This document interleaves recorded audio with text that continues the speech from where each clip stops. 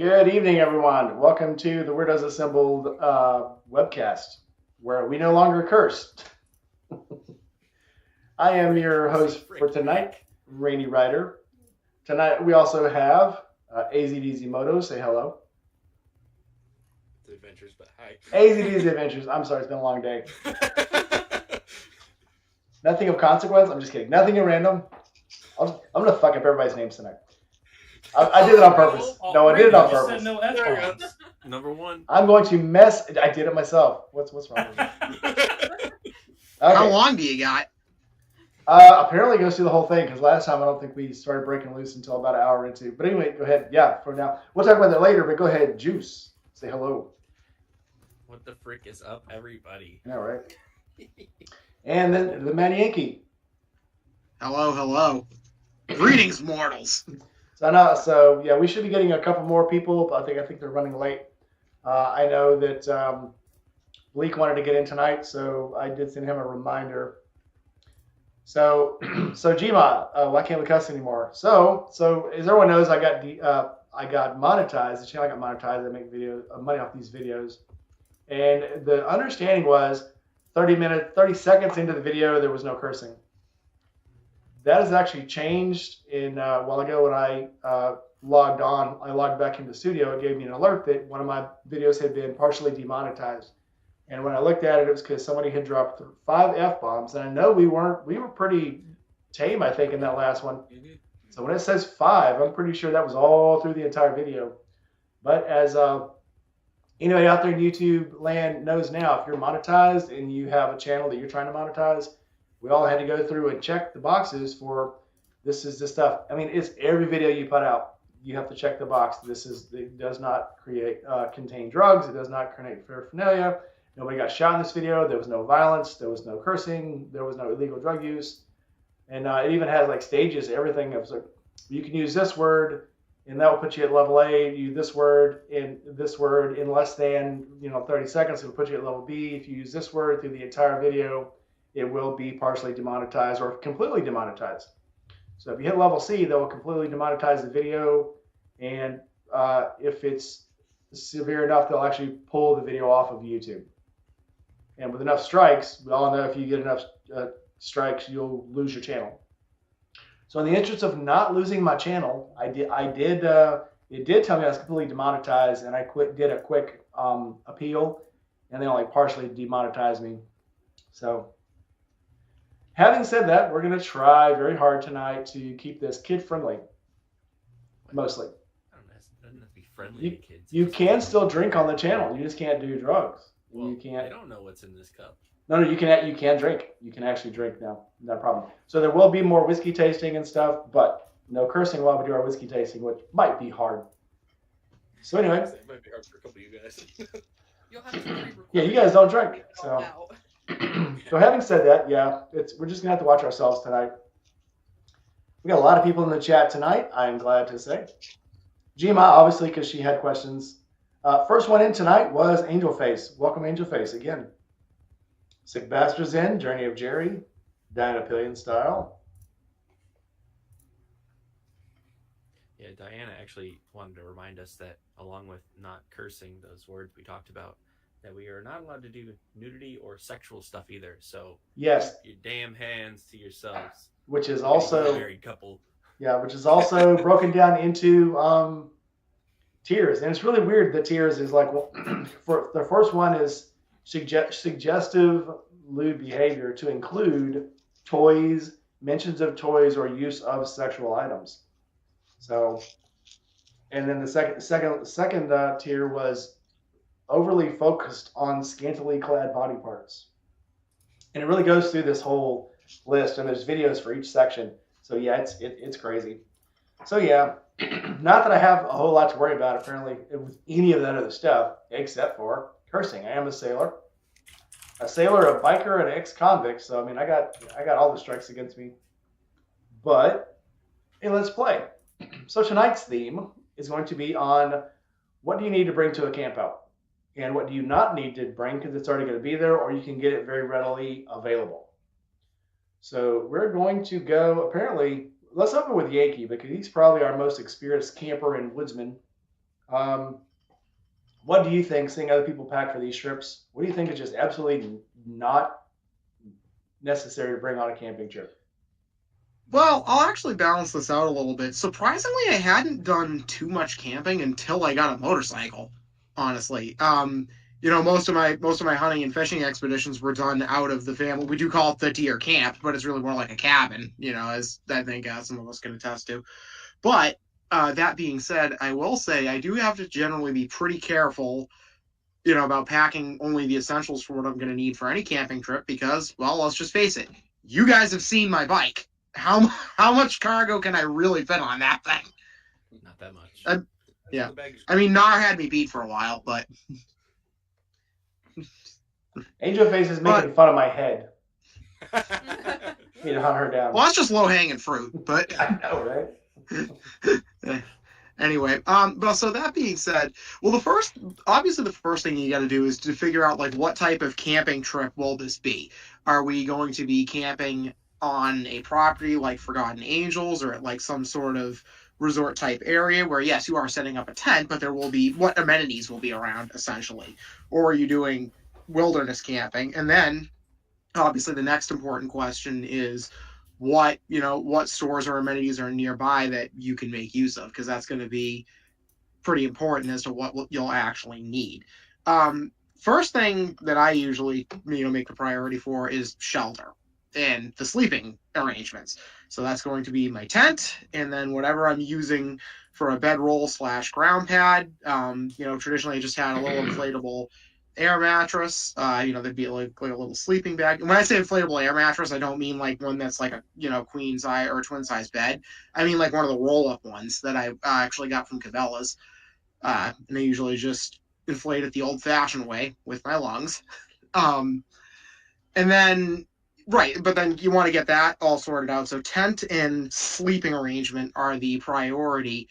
And then from there, I would guess that you want to determine what the food situation is going to be like. So if you're going to be on your own for that I would say would be like the next biggest priority is like, okay, what am I going to bring to cook with? What, am I going to bring my little jet boil stove, some canned food, some vacuum seal? But that would be number 2 priority if you're on your own for food. If not, say like Forgotten Angels or you're near town or you're near a store, then I think my next biggest priority would just be more like just various tools and comfort items that I might need. So that would be, obviously my hatchet that I use just around, but also that I use to drive in tent stakes. I would say, I had something on my mind here. Oh, a chair. I actually do like to bring a chair with me when I go camping because not having somewhere comfortable to sit is the most maddening thing imaginable. Uh, but like I said, I'm only just starting to do this, but this is how I generally conceive of it. And then clothes I usually put in my backpack, which I then will either nowadays I might strap it to my sissy bar if I have the room, or I'll wear it. But honestly, depending on what your tolerance level is, you can get away with only having a few sets of clothing. Again, the amenities thing is going to come into play there. Is there laundry nearby if you really need to make use of it? One thing I did forget to mention that does go high on the list is the riding gear that you'll need. So obviously, your helmet, your gloves. I usually just bring whatever boots I'm going to wear for riding on the bike, and then a set of flip flops for comfortable shoes, and that's usually about it. Obviously that's all going to take priority as well because if we're moto camping, well, we need to bring the moto, and we need to be safe on the moto, or as safe as any individual decides they want to be. So Angel Face says you sound like a fun guy, and I'll remind you she has her own motorcycle. I don't know if I've met Angel Face. I met her in Red Rider's video probably, I don't know, when I interviewed her. That's when I met her. And she pops in and out every once in a while, but she's become more vocal in here. So she finally joined my channel and followed me. So she's here permanently now. So now she's thinking about trying to make Forgotten Angels. So I guess I could have let her say all that, but she would have had to type it out and then we'd waste time. So my big head, I already know all these things. So I'll just tell her. There you go. If I miss anything, you can fill me in. So now for Forgotten Angels, well, actually, we'll let maybe do a round robin on regular camping first, and then we'll come back. So Next on the list, juice. Let's just keep going the clocky way. I had that thought before he even started. I'm like, I saw the title. I thought we were talking about Forgotten Angels camp out. The title says, "What do I need for a camp out?" So that would be generic. We have 2 hours. We can talk about anything we want to. Oh my So god! run many with it. times. Different loadouts though, like because what did you ask me to do? General or are we talking Forgotten Angels? Talk about whatever you want to talk about. So let's take it before we get to Forgotten Angels. Let's talk about what you packed to go to the Land Between the Lakes trip. Sure. Among many of the things that Yankee talked about, when I was doing a longer ride like that, I used an air cushion seat, just like the one Aaron rocks sometimes. That's a good addition. I agree with having a chair when you're camping somewhere. You don't know if you're gonna have benches or all that. I think it's always good to have a little collapsible chair. I am well known for actually doing this thing that other people have been accused of doing that haven't actually done it, but that's bringing cast iron cookware. Cast iron cookware. Cast iron, you say? Bring them. Specifically, you brought a cast iron Dutch oven Dutch oven. that we That's use what the lid as a I- skillet for. Laid Dutch oven. I have a little story for you guys a little bit later. I can tell about that. Well, bring it on right now. We got nothing but time. I was on because I used to be in scouts, so I have a lot of nights of camping underneath my belt, and we did a backpacking trip out in New Mexico. And our guide there carried a Dutch oven in his backpacking backpack for like 40 miles, probably, in the time he was with us. And none of us knew about it. Was he a mule? Well, that's what he did for a summer job. So, Circus Bear, welcome in. Hey! Hey, what's up, y'all? What's up, my man? Dude, it's been a while. Yes, it has. How you feeling? Oh, you know, good days and bad, I guess. So you are making this camp out. No, I'm not No? gonna make this next camp out. No. Hell no. Man, I fucking broke. Wishful thinking. I kind of, Thankful to have you. you know, one camp out a year is about all I can do. So since I was there in October, I'll probably just stick to the October ones. Right on, right on. We'll take you when we can get you. Right? Well, I feel like the October ones are usually a little bigger because the weather that time of year is a little more stable. You're not having days in the 60s and the next day in the 20s. Yeah. Usually, like March is always, am I going to freeze or am I going to be just okay enough? See, the first one I went to was in March, and I thought it was just hotter than shit the whole time. I thought, like, Well, I mean the ride, like for us north. oh, well, I don't care about you guys riding. I'm not going to ride that far. It's perfect temp in the airplane. Yeah, he was flying down. He taking no damn. Well, even though, Gma did, but she's retired and had 21 days to get there and back. So That's the thing. That's is a little it's, different than, yeah. you know, pre-rec, I think I could have made the miles no problem. It's just the time off. I didn't want to waste like every single bit of PTO I had for 2 years to, you know, make that ride. That's Especially when usually you can my just issue. borrow a bike once you're down there. True story. Well, let's get back to this Dutch oven camp out. Oh yeah, we were talking about things you would need to go camping or to general camping, not necessarily Forgotten Angels camp out. So Yeah. my funny addition there was a cast iron Dutch oven. On your motorcycle? 100%. Oh, I've Gma done- says she only had 19 days, not 21. My bad. Sorry. Oh man, a couple days off. Big diff, big diff. Mhm. I wish I had 19 days.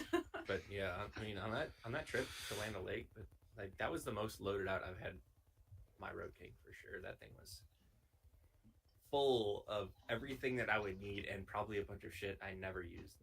So I take a little bit of everything. Make sure Did- I have so- a camp kitchen. Did you carry a lot of stuff you didn't end up using, Juice? What do you think? Maybe that's why you blew your valves. I mean, would you still over prepare, or did you learn a lesson and go, man, I got to take way less shit with me? I think I learned my lesson. Yeah. Yeah. I I'm a notorious underpreparer, so Man, I always feel bad for you. That's why I'm always bringing extra shit. That's part of who I am. I'm like, I'm that guy Right? that's like, well, somebody else will probably forget their fork and spoon, like, and they might need a knife, and then Well, why not another knife? The You gotta have, very like, first multiple camp out, knives. yeah, the very first Forgotten Angels, I way overpacked. And once I got down there and figured out what it was, each time I went down, I brought less and less stuff. Except for this last one, because I knew we were having the big shindig and selling stuff, and we had, big plans. So actually, I brought a little more stuff, but it was actually because Diana didn't come with me. I had more room on the bike, so I didn't feel bad at carrying extra stuff. So did you bring all those shirts and stuff down on your bike? they were shipped. They were They were shipped. Should've Okay. lied and said yes. I'm like, how the hell? Yeah, man. Well, he said Diana wasn't with him, so I'm just picturing him like bungeeing like 20 boxes of T-shirts and stuff onto the He back of was that wearing gamer. them. Well, that would He have was happened. wearing them all 'cause- like the Michelin Man. It's, Well, Steve Right. asked me a couple weeks before the thing. He said, "Should I just send everybody their shirts, or should I just mail them to Forgotten Angels?" I'm like, "How many shirts are we talking here?" And when he told me, I was like, I started to go, "Yeah, ship mine, but mail everybody else's to them, and I'll just ship mine to Florida because that would be fun." Right. The cat somehow just opened the door. Just let us up there. Circus Bear is picturing Rainey's BMW packed up like It a almost gypsy's was. mule with just boxes Yeah. all bungee corded and tied down to the Yeah, ends. like a big Indian family all riding on the same scooter, like just piled on like that, And then I'd be the circus bear. right? Looked like the Grinch stole Christmas. I feel like Shade Tree when you're trying to take multiple bins and boxes on the trail 125. Mhm. That poor little trail 125 just overloaded. Nah, you can't kill those I things. say that's a Honda. It's gonna. I don't know. it's just The gonna old do what ones, the- I would say you couldn't. The new ones, I don't know. Yeah, those things are low speed, high torque. I mean, they're meant for hills. I mean, they're not meant to go fast up a hill, but they'll go up a hill.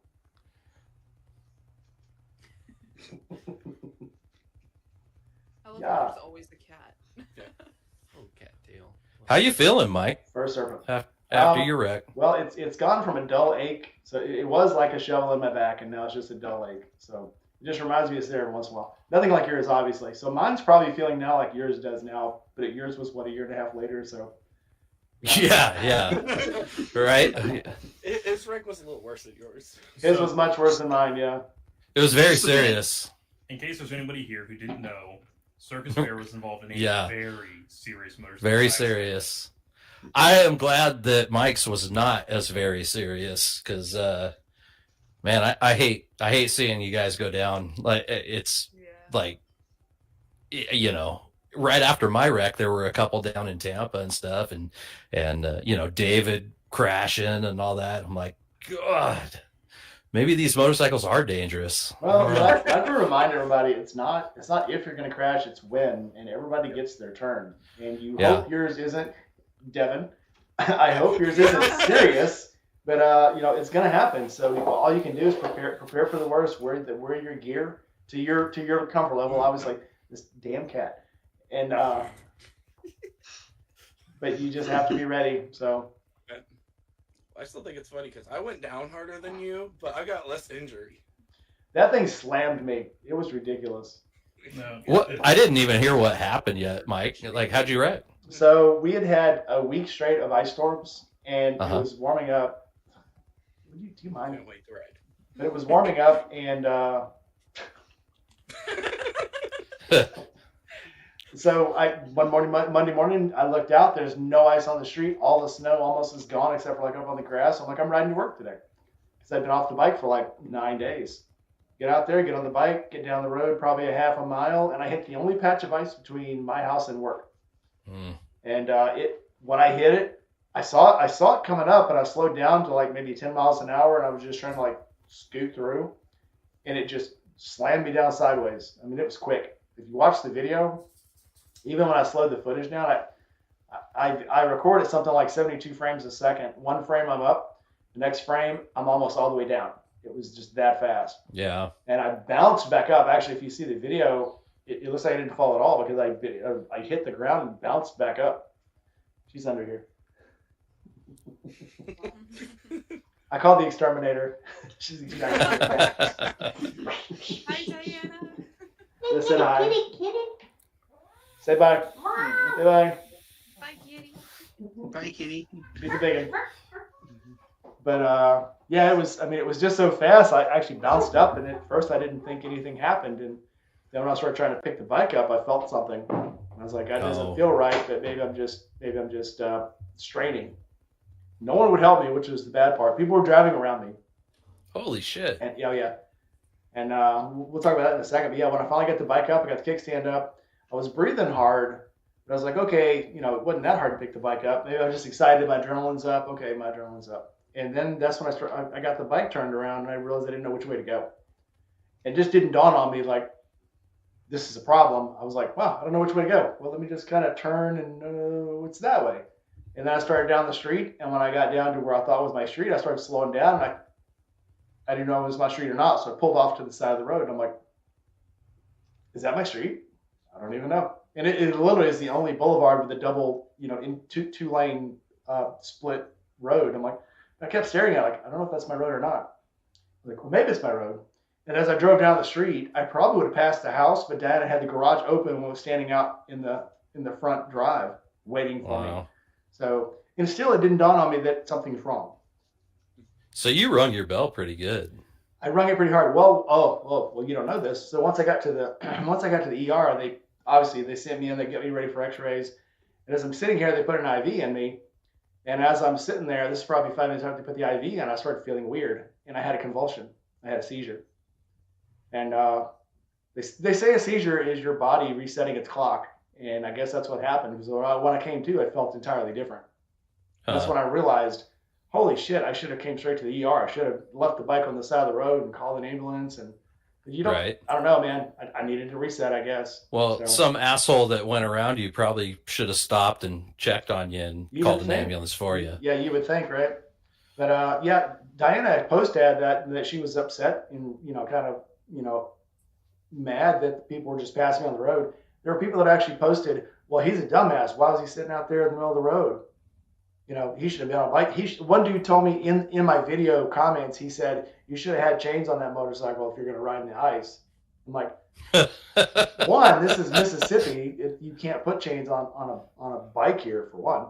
And two, I did not know there was going to be ice. That's why they call it an accident. You don't intend to do it. Right. So, did I drop another F-bomb? Several, I think. Well, who needs money? Anyway. Yeah. Well, sorry I hijacked your conversation, got in here, and hey, let's play catch up. It's fine. We have 2 hours to do anything we want to. I think everybody that watches this realizes we don't stay on topic very well. Yeah, it's been a while, but we never did before, so. Yeah, we're not good at staying on topic, so that's fine. Let's see what's going on in the chat here. So it is thanks to, speaking of Angel Moto, she is the one who got Jasmine Tai to do the interview with me. So if you enjoyed the Jasmine Tai interview, it is because of Angel Face. So Angel Face, thanks again. So, and it's fun, and I get to make friends. I made all kinds of friends. That's the best thing about doing the interviews is you really get to know people and you become friends with them. So, you guys feel the same way when you watch these interviews? It's like they're a real person. Yeah, definitely. 100%. Ice is unforgiving. Yes, it is. Wait, you mean all of these people we meet and talk to aren't CGI? Well, we don't know. Maybe they are. It still is weird to go to the camp out. I don't know about you guys. When I first went to the camp out, all the people that I saw on video, all of a sudden I was talking to face and smelling their 2-day-old tent funk from being out under the trees. It becomes real, yeah. But it is. It's weird to meet people that you only saw on, you know, video, and then you meet them in real life, and it's like, hey, you are a real boy. Oh, that's cool. Good going. We've had a couple people that recognized us from when we were on the Great American Convoy with Adam Sandoval. No shit. Oh, shoot! A couple times here. It's even weirder when they recognize you. That's weird. Angel Face, yes, you can shout out to whoever you want to. The chat is for you guys. It's not for us. The chat is for you guys to catch up and ask questions and do whatever you want to.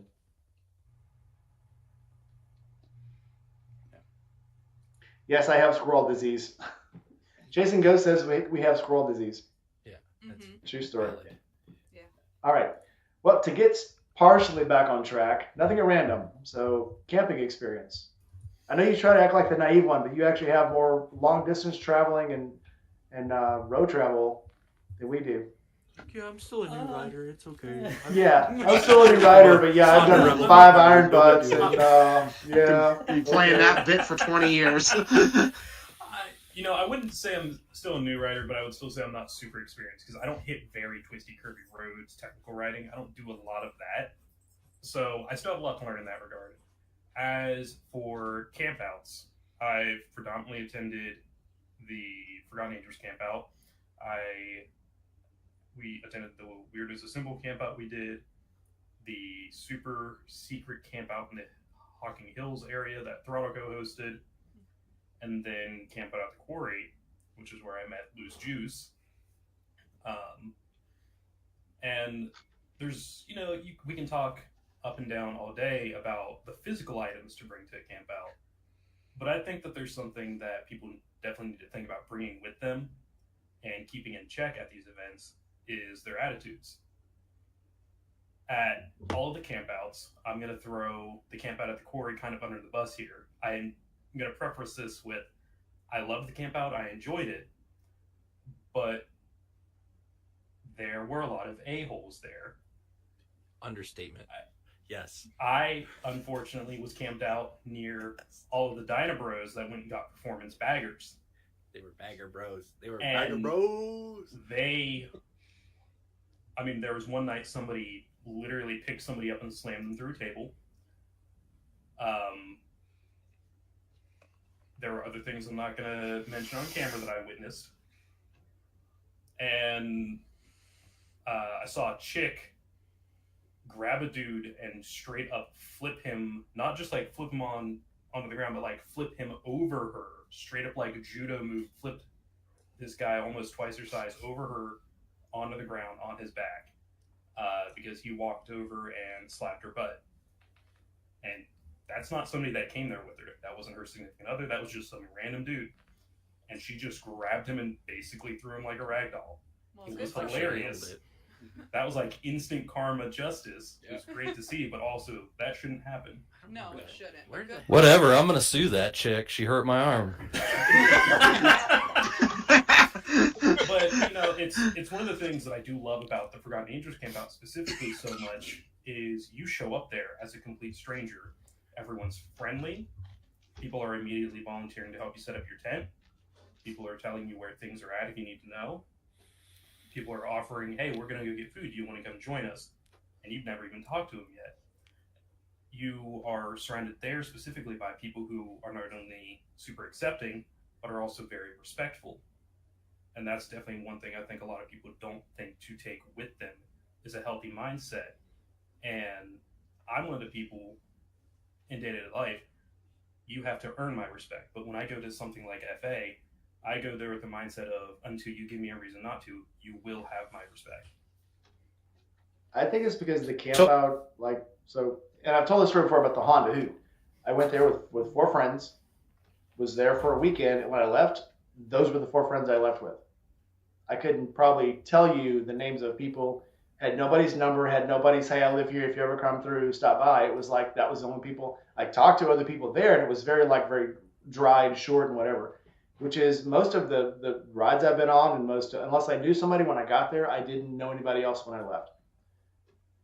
But those purpose of those campouts, in those rides is to get together, have fun, drink some beer, sit out and just, prove you're a biker, I guess, which is what's wrong with a lot of these campouts and a lot of these meetups is I'm here to prove I'm a biker. And that's why you end up with so many biker bros that probably ride their bike less than 500 miles a year, but they're there to prove how badass they are and how good they are on a motorcycle.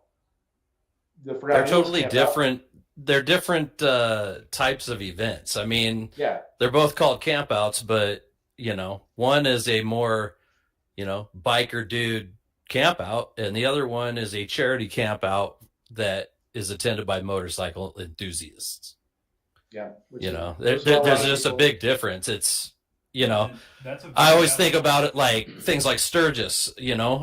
I'd like to go to Sturgis and everything, but the older I get, the more I'm like, man, that just rowdy fucking. Oh, sorry, Mike. Rowdy friggin' Friggin' crowd. Being around that many rowdy people, it's I'm too old for it these days, I guess. It is, and what you don't realize, I was too old for it then. I just didn't know it. Right. I think as you grow, you realize you have less to prove to the world. I think Put it this way: the more you go through life and actually prove things as you go, the more you realize I never had anything to prove at all. So it's be yourself. I mean, and that's the good thing about this camp out is you can just be yourself. You don't have to put on false airs. We still have guys that show up there and put false airs on, and everybody just looks at them like, "Okay, dude, we see you. Great. Okay, we're gonna leave now. Bye." And there's been a few people that camp out that have got put out the gate, and they're very quiet about it. I didn't know so many people had actually been invited to leave. I thought it was just one guy, then I thought it was two guys, and found out it was actually a lot more. Oh, for real? But they're very quiet about it, and they're like, "Okay, you need to leave. You need to go." So everybody knew about the guy who was, cranking his hog at 2:00 in the morning because that was a very visual event, and they visually, very audibly got told to leave. That sounds so nasty. You guys were watching him crank his hog? Well, I wasn't until Damn, I heard bro. it. I actually thought somebody had blown their engine because he's out there peeling his tire at 2:00 in the morning. He's, freaking, burning, trying to do a burnout in the dirt. Made a huge cloud. I actually thought somebody blew their engine up. But yeah, they got asked to leave. And then as I talked about it more and talked about, I guess the more you get behind the scenes and learn about things, the more things they tell you. So now, that's not something a newbie would know. They probably wouldn't tell them, but if you get rowdy there, you will be asked to leave. So don't think you can treat this like it's, the great Harley hoot, There's really only one real rule. It's just don't be a dick. Be cool. Yeah. Don't be a dick. That's the only rule that is needed. Yep. Right. And, that's why I brought that up is because I've attended, even outside of campouts, going to certain bike events, going to bike nights, going to bike shows. You don't know what you're coming into a lot of the time, especially if it's one you've never attended before. So I think it's just, especially if you haven't been to one of these before, go there assuming everyone there has already earned or deserves your respect until they give you a point to not do that. Well, that's a good rule just for life in general. Like it keeps people from getting punched in the mouth. Sure, I won't disagree with that. But like I said, when I go out in public, I don't mess with people, but I'm not necessarily going to just give someone respect. I just look at them and just all right, whatever. It's more of just not going to throw out who, but everyone in here for the most part knows what I'm talking about when I say this. There's somebody who lives up here, localized to me, that calls the FA camp out a cult, and since March of 2023, before March of 2023, keeps saying they want to go to the next one with me, and they have that typical mentality of if it's not an Indian or a Harley, it's not a real bike. If you don't ride patched up in a club, you're not really much of a rider. If you don't if you don't ride and bar hop every night with your buddies in patches and in full leathers, you're not really a bike. And they don't have a mindset that I think would be appreciated at FA. So I told them I can give the information. I don't want you coming with me. I had a very interesting. I don't vouch for you. Exactly. I had a very interesting conversation with someone on Facebook this morning. That they had, it was the video of the dudes from White Chick, and it says how guys act when you tell them that Sportster is a girl's bike, and it's like the two dudes when they're dressed up as white girls, getting all rowdy and shit. And they're like, oh yeah, Sportsters should just stay home. Yeah, they say this and blah blah blah. And so I commented, I said, well, a Dynaglide's a girl's bike, so is a Road Glide, and so is a Goldwing. And they're like, girls don't ride I've never seen a girl on a Road Glide. And I went, okay, how many miles do you put on your bike a year? And they're like, I ride at least 5,000 miles a year. And I was like, That's cute. gee, that's one summer month for me. But I mean, you go. I mean, whatever. Have fun. And at that point, you could probably keep playing chess with that pigeon while it shits all over the board. But it's like this is not even worth my time. I've had my laugh. I know internally that this conversation is not even worth having. But I don't understand the mentality of people trying to like diss other riders. Like, you don't ride. Like, it's like, okay, you ride more than me. Most of the friends that I've met online that ride a lot live in the South, where there's a lot better riding weather throughout the year than So Portland. I'm not making fun of people that don't ride a lot. No, I'm not talking about you. I just don't understand the mentality of people that it's like they got to bring themselves up somehow. It's just an ego thing. yeah, It's that's super exactly weird what to it me. is. It's Super something weird. It's something that started back in early middle school for everybody. Of you have to put other people beneath you to make yourself feel Yep. taller. Well, I mean, you're better, supposed to higher. grow out of it, I guess. No. Even take this guy. So No. why can I remember did. this? What was the dude's name? Now I can remember his name. He rode down on the freaking trail bike all the way from like Oh yeah, Brendan Sullivan. from Canada. yeah. No, Yeah. the dude Oh. he rode from You Boston. were from Boston. Massachusetts. Yeah, no, it's Brendan Sullivan. Yeah. Is what I call him. Yeah, you guys call him Boston. I call him Sully. But And he was on a trail bike and rode all the way down to Tampa on a bike that was less than 120 cc's. Are you going to tell me that guy is not a motorcyclist, not a biker, not worthy of going? That dude's a badass. The size of your bike, what you're riding, how many cc's it is. He wasn't decked out in leather either. I mean, what are you going to say about the guy? You can't judge him on anything that normally people would judge a biker by, or say he's in a biker culture or whatever. I think it's the spirit that makes you who you are more than what you've got on and what you ride. I mean, how many people rode down to the camp out on Sportsters and did thousands of miles, Aaron? People do it. Aaron did it on a 500. I mean, come on. Yeah, he did it on a Rebel. That's worse than a Sportster. Let's just be honest. I mean, we make fun of him because he's our friend, but really though, how many iron butts have you done on that bike on the 500? On the 500, I did 2 for sure, and a third is questionable. But I only documented 1, which was the first one. So can we really So knock him one? and say, yeah? Yeah. Yeah, only 1. Only 1 is Yeah, documented. That was like a really long way to say one, Aaron. Yeah. only one on a 500cc, Honda P-twin. But Yeah. That had, not V-twin, parallel. Well, that's a single. no, P. It said P. Oh. Oh, then we had the other dude that ran all the way from North Carolina somewhere on a 200cc Japanese Like or I think it Chinese was sport bike. the Chinese sport bike that barely made it. Yeah, Yeah, I mean, it was, Just- I think it was like a pocket bike. just the spirit Yeah, of was that. I mean, It was so small. it was like a $1,400 300cc Chinese. it was an Amazon motorcycle. It was. Mhm. I mean, and that's what it was. It was one of the smaller Amazon, not even the 200cc one. It was one of the smaller ones they make.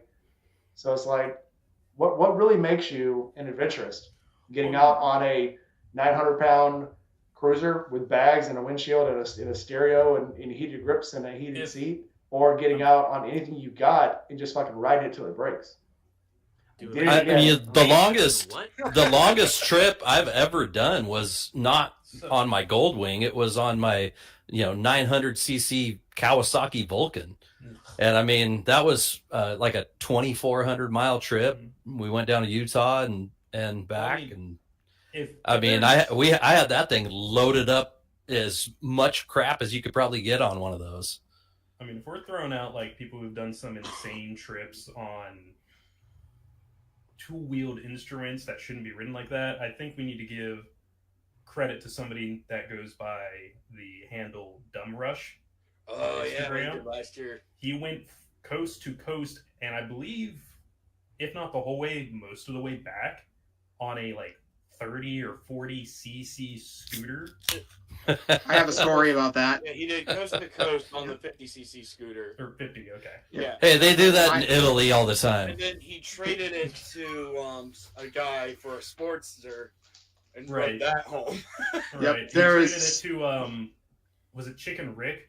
From Yes. He traded it to Chicken Rick. Yeah. Yep. for a Sportster that was on the a Dirtster. Yeah, It was on Dirtster. Dirtster And Summer. took the, yeah. Well, have you seen there's a documentary about this club that's up in like Tacoma, and they're like a scooter club. They ride like, low cc scooters, and they just treat it like a goof. They patch in and all this stuff, but they in this documentary they all ship bikes down to like Miami, somewhere like that, and then rode them back across the country to Tacoma, Washington, and on those little ass, scooters, basically. Incredible. It was an awesome show to watch. Yep, I say, as long as you are in the wind and enjoying yourself, it's like just crunch however many miles you feel comfortable on, and who cares what you're doing it on, as long as you're having fun. I think the best stupid trips are the guys from Revzilla that do the. Yeah. What are they? Oh, yeah. They did the Dumb and Dumber reenactment. Yeah. That was, but so they had to pick up a bunch of little lawn tractor wheels because the bearings and the wheels kept burning up on the scooter. Yep. But Yankee, what are you trying to show us there, bud? That is Dumb Rush's scooter. So that is the thing he wrote. It's like it's like a 50cc Tao Tao or something like that. But it is like, and it is in fact Barbie pink. I don't know if you can see that. Yeah. Coming through. So, because it's funny you mentioned that, I met Dumb Rush and Chicken Rick in Maine towards the end of Dumb Rush's epic trip. I knew Chicken Rick before that slightly. I'd met him once before. I didn't know Dumb Rush. I'd never met him. I had no idea who he was. We happened to both end up at this camp out called Deadbeat Retreat, which was just like in the middle of the woods in Maine. And yeah, he shows up on this thing, having ridden it from like Wyoming or wherever he had started out from. And I mean, just even getting it into this, because I described this as a campground. This was like, in order to get like into where we actually had our tents, you had to ride down, probably a good mile, if not more, of dirt roads. But it had been really rainy that summer, and those roads were all just freaking mud washes and like sand washouts. I had trouble getting my Scout in there. I have no idea how Dumb Rush got in there on that thing. I have no idea how my dad got in there on his He Chief. picked it up and threw it on his shoulder, I bet. He did pick it up at a couple of times. One funny story I actually have about that is we were all standing around the giant bonfire we had going the first night. Dumb Rush walks out and he goes, "Okay, guys, who wants to do something awesome or fun?" I don't remember exactly. I was kind of drunk already by this point. But I'm like, I could do something. So he ends up taking like me and a couple other guys over to where there's these picnic tables, and there's just this concrete slab sitting there. And we all kind of get around it, and we fire and lift this freaking concrete slab, and we heave-ho it over to the bonfire where there's a ring. We put it up against it, and that became the burnout pit for the weekend. So, yeah, that event was like, you guys talk about where people get a little crazy. That first Deadbeat Retreat I went to was by far the most insane biker event I have ever been to. It will not be repeated. That campground got shut down by the state of Maine last year, 10 days before we were supposed to go again. So that event has now moved to a different venue, which is nice, but the vibe is a little bit different now. And that does kind of lead into the thing is that there is like what I might consider a third category of events where people go and their attitude is, let's just see how much exactly we can get away with without dying or getting arrested, but mostly dying. Yeah. So, well, I think there's a big difference between getting rowdy because you're having fun and getting rowdy because you think you're supposed to be a butthole to everybody. And I have, we've all been to both kinds, you find it like our get-togethers, some of our live get-togethers, we've gotten pretty rowdy, but no one got hurt. Anyone around us was having fun too. So, look at the Land Between the Lakes camp out. Everybody was having fun. People were coming over to our camp out because we were having so much fun. Nobody came and told us to turn down our music or to be quiet or that we were causing a ruckus. They did to other people, not us. We're just a they bunch did of approach fun me, and guys. They're like, turn your music down, and I'm like, it's the It's giant not next us. to like right next to us. You see that RV literally across the ditch with all the lights and the giant speakers outside Yeah. with the yelling mother and father. That's who you need to go talk to. Yeah. Yeah. One more quick note too about that exchange there with Dumber. So he did trade that scooter to Chicken Rick for Chicken Rick's Sportster, but it wasn't just any Sportster. It was his dual sport Dirtster that he had built for that same Transamerica Trail trip that Shade Tree did. They were both on that together. Yep, for that Sportster summer thing. It was that Durster that he ended up trading it for, which, by the way, Rick did an amazing job on that bike. I saw it up close and in person a couple of times. He is. I think my favorite. If you're not following him on Instagram, go subscribe right now. That's all I'm gonna say.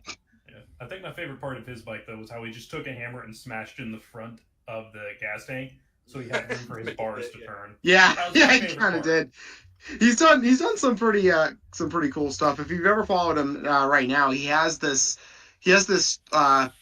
trike abomination thing that he bought that somebody had built out of an old Suzuki, I think it was. Oh, no, and it's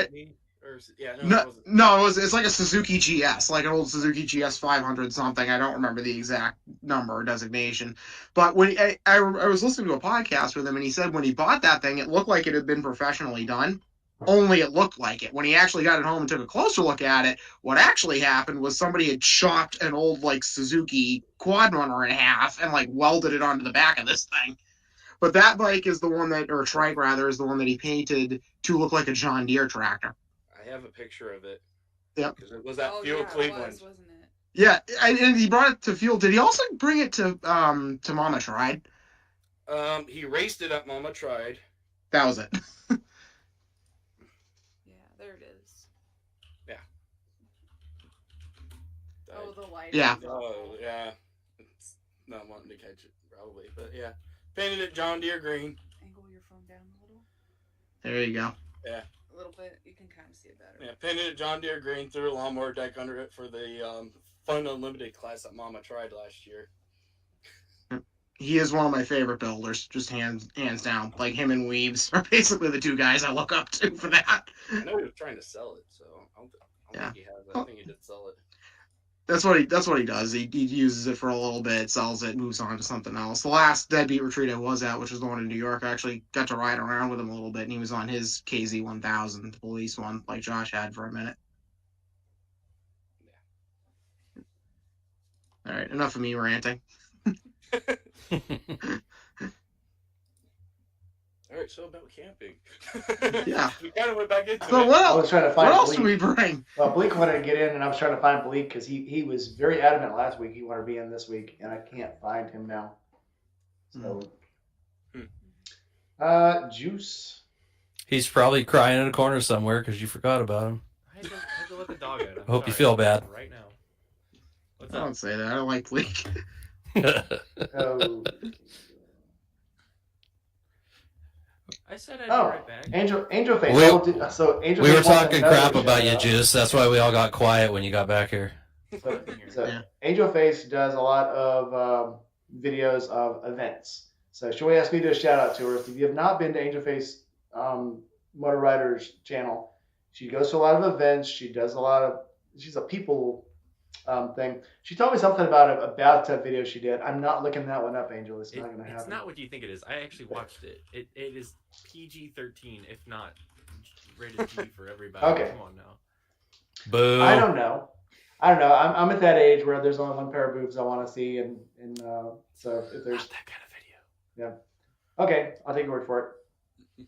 But So, the person that Angel Face is wanting you to shout out, Rainey, is Freedom Bike Tours. He is hosting a moto stream tomorrow, Saturday at 5 p.m. PST. there you go. Yep. I'm sorry if I'm not keeping up with chat. I'm very sorry. Thanks, I'm trying- Baba Booey. Trying to watch chat, but I'm also trying to do other things, and I'm very busy. It's a team effort. It's a team. We're a team here. This is all of our show. It's not mine by far. But I just I feel like Juice was just doing like producer duty there. He is my producer. He's also my Yeah. bouncer. If people get crazy in the chat, I depend on him to kick them out. We haven't had that happen in a long, long time. So You wouldn't do that, would you? Do what? Kick somebody out of the chat? This chat, I don't know if I've had to, but I'm a moderator in a few different places, and I've definitely had to silence people, and I've kicked some bots. I usually only kick bots, to be fair. I kick I've a lot of seen bot some- myself. we had to be prepared for one, and we won't even talk about who it was, but there was one I made sure that there were at least 3 people that were ready to kick people out because I'm like, if anybody picks on this girl, it would be murder. And we So will because we digitally had mark somebody her. get stupid with this same person like 2 days before, and I'm like, this ain't happening. This is not going to happen. So, but yes, we will kick people out if they get stupid. Juice, you kick me out of this, we're gonna have serious problems. Not you. Kick you out. Comments. Because I'm about to get real inappropriate. As long as you don't say the F word. Don't drop the F-bomb. You get as inappropriate as you want to. You can't drop the F-bomb. I'm trying really hard, Mike. It's like Well, I've been in I'm failing construction too, for so. 27 years now, so it kind of is every other word we say. Well, I'm a sailor, a biker, and a construction worker, and There a you skilled go. worker. So yeah, Yeah, I strike out all around. I'm trying. it's a hard think- one. I think the biggest risks here for people dropping words that YouTube decided is no longer appropriate to have on their platform in any regard is probably Rainy and Annette. She's getting better. I haven't said anything at all tonight because y'all Actually, yeah. keep talking over me, especially you. Are there a certain amount of like F-bombs per hour you're allowed? I thought there No. was, but so over the two hour one last time, I had 5. It's a learning computer. So Man, Yeah. I don't care if my channel ever gets huge. I'll never be monetized. it's I mean, yeah, I don't Right have to there worry with about you. the other stuff, So the drugs, the violence, the sexual content, even the showing of sexual toys is one of the things that they hit, and it's huge. Once there's a lot of stuff, but most of it I don't have to worry about, or I thought I didn't. But yeah, apparently cursing it's a hard habit to shake when it's most of your vocabulary for 20 years, Right? and then you retire and you're like, okay, now stop. It doesn't Like, work like that. F you two. Who are you to tell me it changed my life? It's like those videos of when a construction worker goes to an office job. I live that, my friend. So I was 20 years in the field. I was a sheet metal worker. I mean, I was still a sheet metal worker, but now I'm a project manager. I'm in the office all the time. I'm an office girl, I call myself now. And yeah, you gotta watch what you say in there. It's not like being out in the job shack. And Yeah. See, I got in hot water a few times early on, but I'm like an angel now. See, I've been an office employee since I got out of college, and I thought it would be like that. Like, you couldn't say anything like this, you couldn't say anything like that. First day in an office, I'm sitting at my desk, I'm doing all of my first, day employee stuff, going through, getting logins and stuff set up, and 2 cubes over, I hear someone yell, "Mother," and just a whole line. I'm just sitting there, I'm like, is this a construction site? Is this a coal mine? Am I with a bunch of non-desk workers? And then Were you moving offended? on. No, I was surprised. Did you report them to HR? I You person did not. It would Angel- have been funny if I did, though. Angel Face has a serious question for camping. What's better, hard bags or soft bags? And I'm going to go ahead and just say hard bags because you can pile more stuff on them without the fear of them falling off. I would say it depends on what kind of bike you're on, what kind of ride you're on. If you are riding highway and you're, on a friggin' road glide, or some kind of bagger, hard bags are awesome, especially when they're good waterproof hard bags. If you're on an adventure bike or a dual sport and you're going to be off-roading, you want the soft bags. I concur with this 100%. Yeah, you don't want to break your leg in, putting your bike down with hard bags on it. Drop your bike? Never. Who drops their bike? That's crazy. Right? I'm gonna say this because I did it. I'm not gonna lie, Yeah, hardback Devin. probably saved my leg. I'm not gonna Really? lie. Mhm. I hear the nightmare stories of guys going down on those and just busting their leg, even if they got like motocross boots on. You get it caught and bang. That's I think mainly it's a like if when you you're off-roading, if it gets caught underneath the bag, that's when it gets real bad. But, Right. if you just go down, your foot doesn't go underneath it.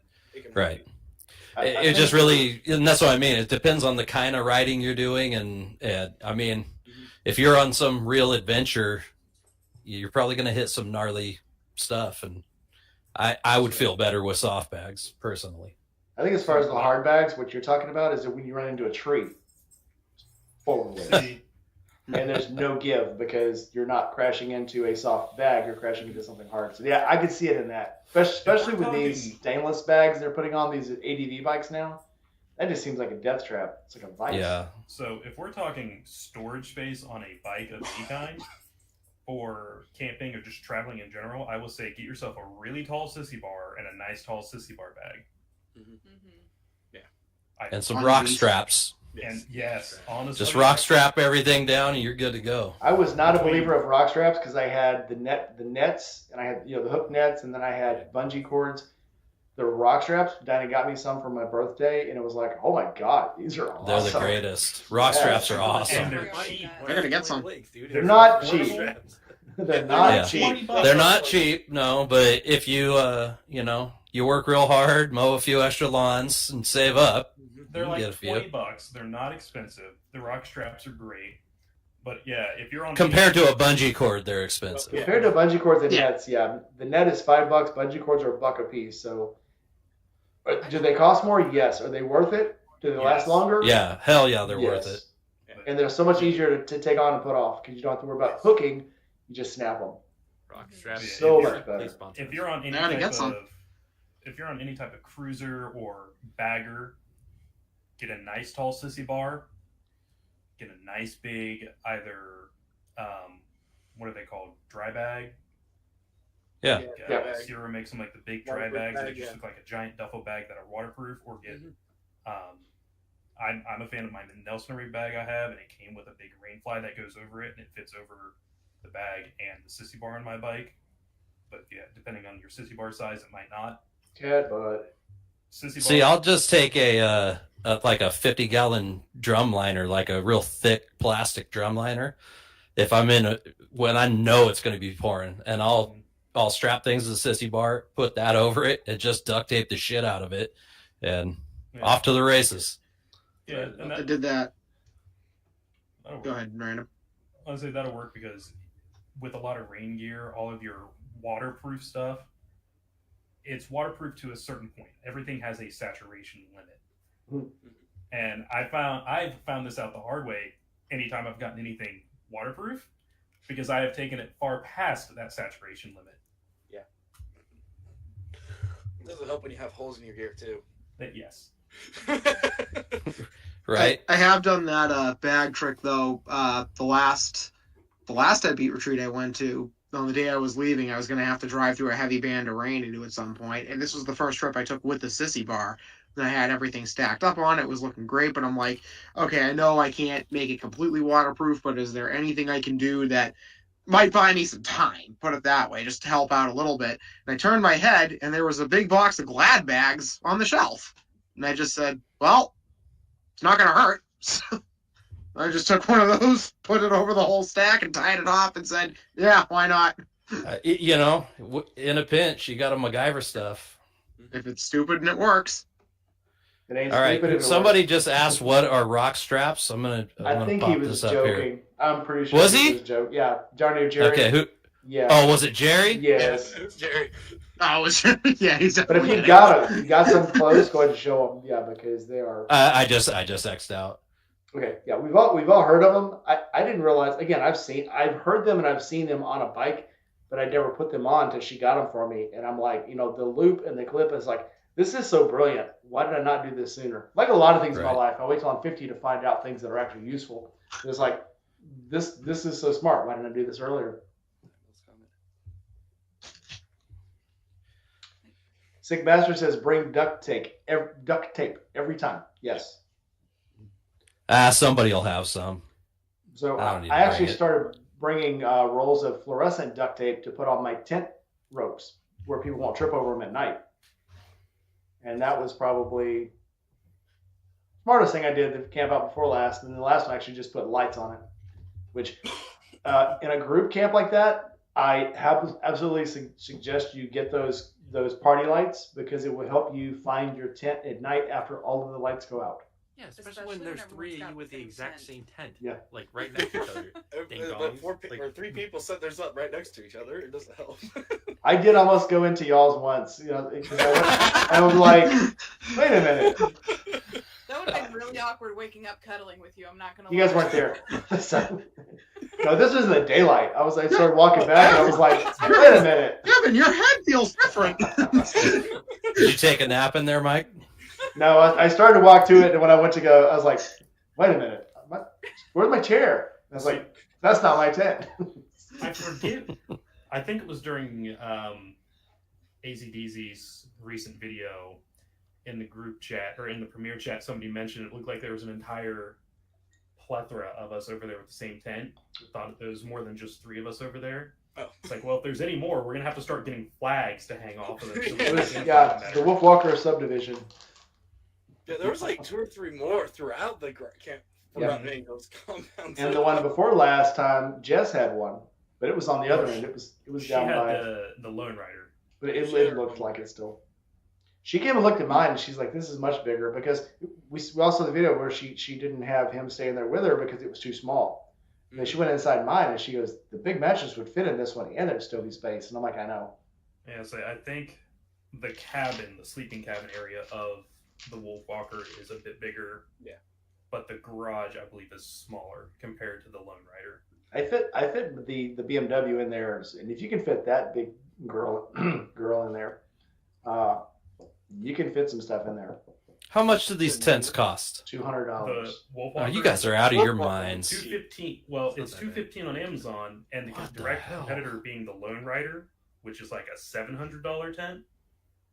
You're getting almost the exact same tent for a third of the cost. It's a condo. I can I stand think up. my in tent it. cost me about $40. Well, I can And it- stand up in this thing and it just change. works perfect.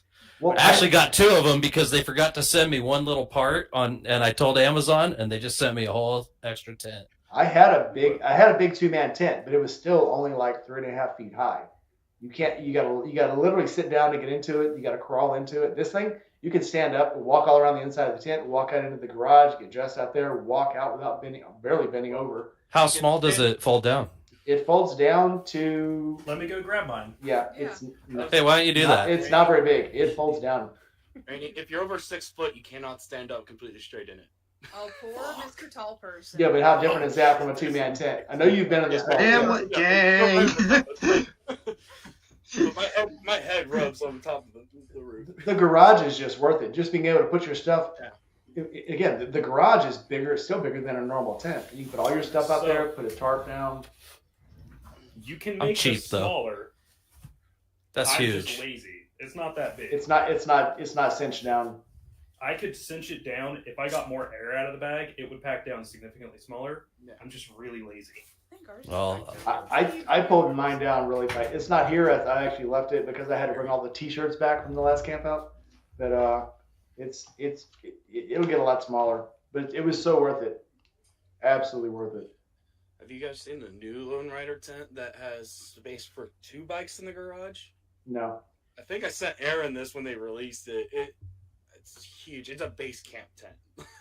I don't remember if you did. I don't think I looked at It was a long time ago. I forget exactly what they call it, but the newer one they have, and it's huge. It's like 4 people can sleep in it. And you got 2 BMW GSs with hard bags on them in there, and have more room still.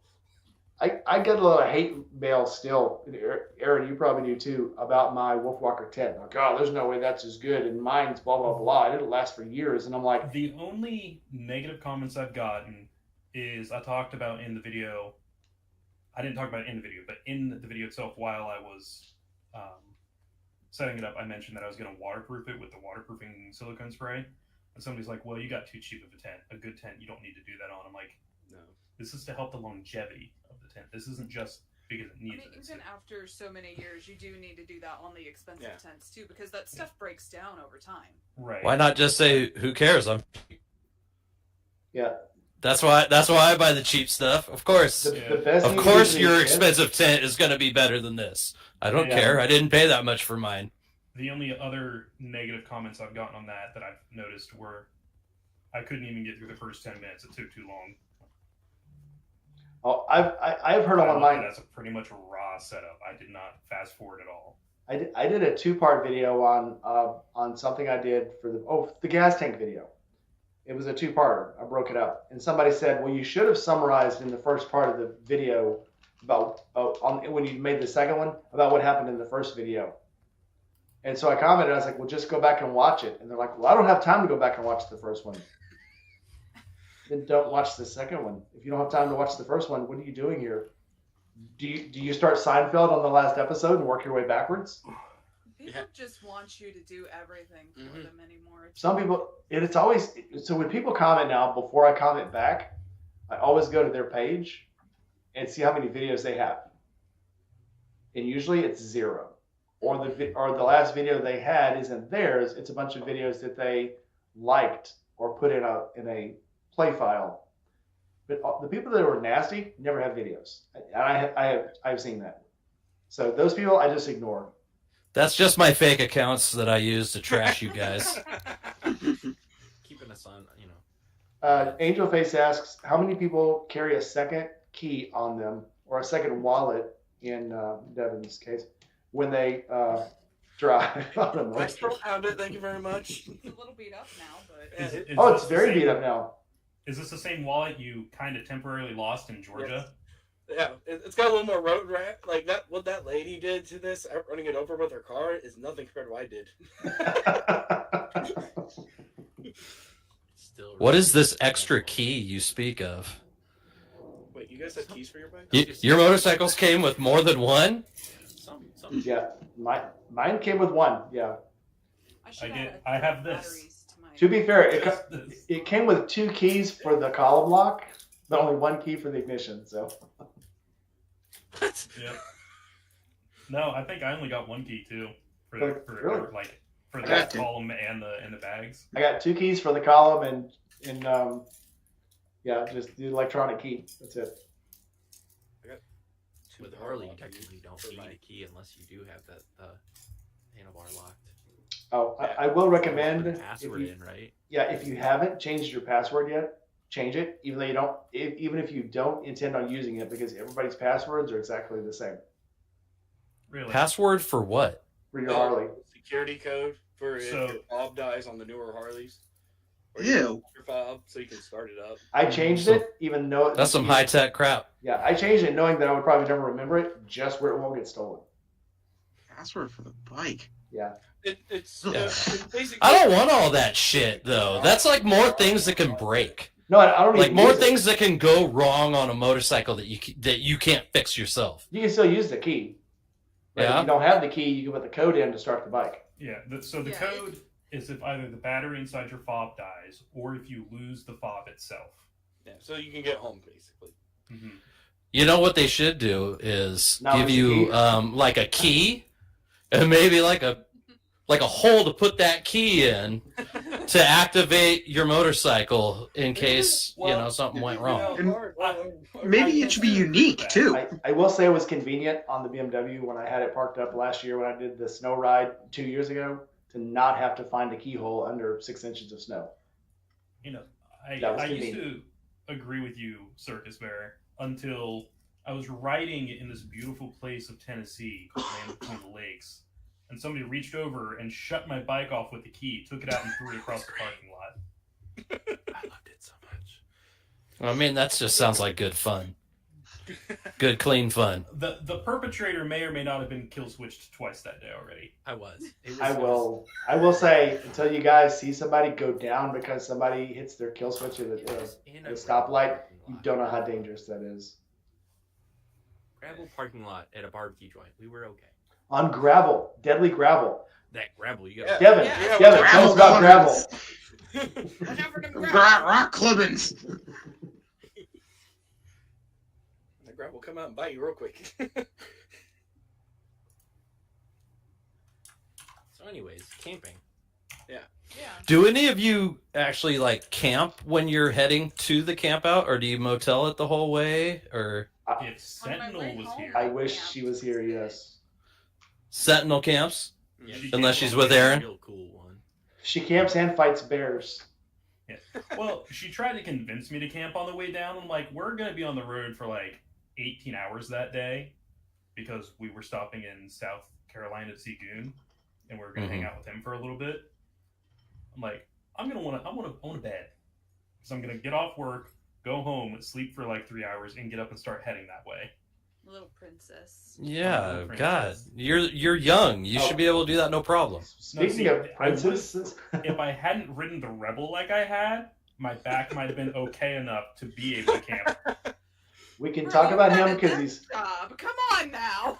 We can talk about him, but he's not here. But there was a person who I was going to take a ride with, and I had told Seven, "Hey, he's going to be with us. You won't have to worry about sleeping in, parking lots and campgrounds. We'll just stay, in like a Super 8 or something. We'll all stay in this, in a hotel."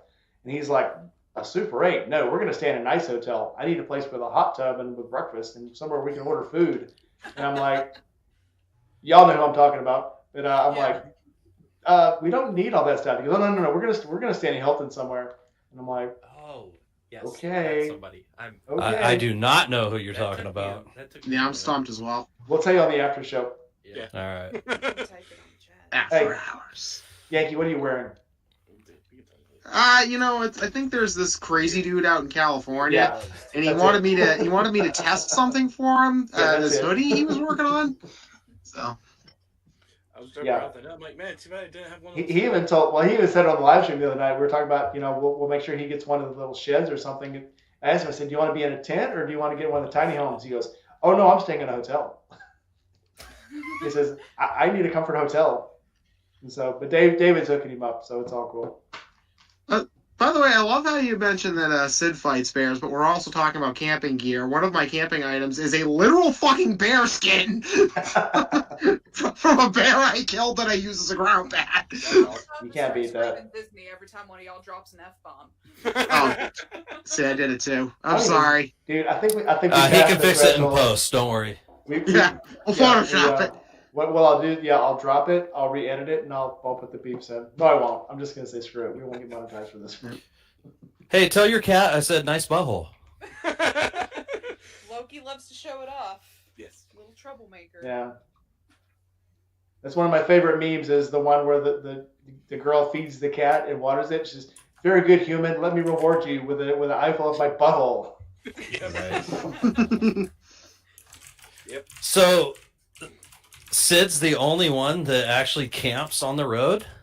Is that what I'm hearing? Every time I that I she's- do know So people. far. Yeah, none of them are here, but I do know people who will camp in Flying J and in Love's parking lots in the grass. They'll let you. You know, I think that I might take that that whole camping, the daily camping thing for granted, being out west, because there's a lot of like BLM land and all this stuff, and you can just disperse camp if you want. Yeah, we don't really have that. And East Coast just doesn't really have that, right? And I don't think you have like nearly as many campgrounds and whatnot. Well, Yeah. during the summer, they're all always full.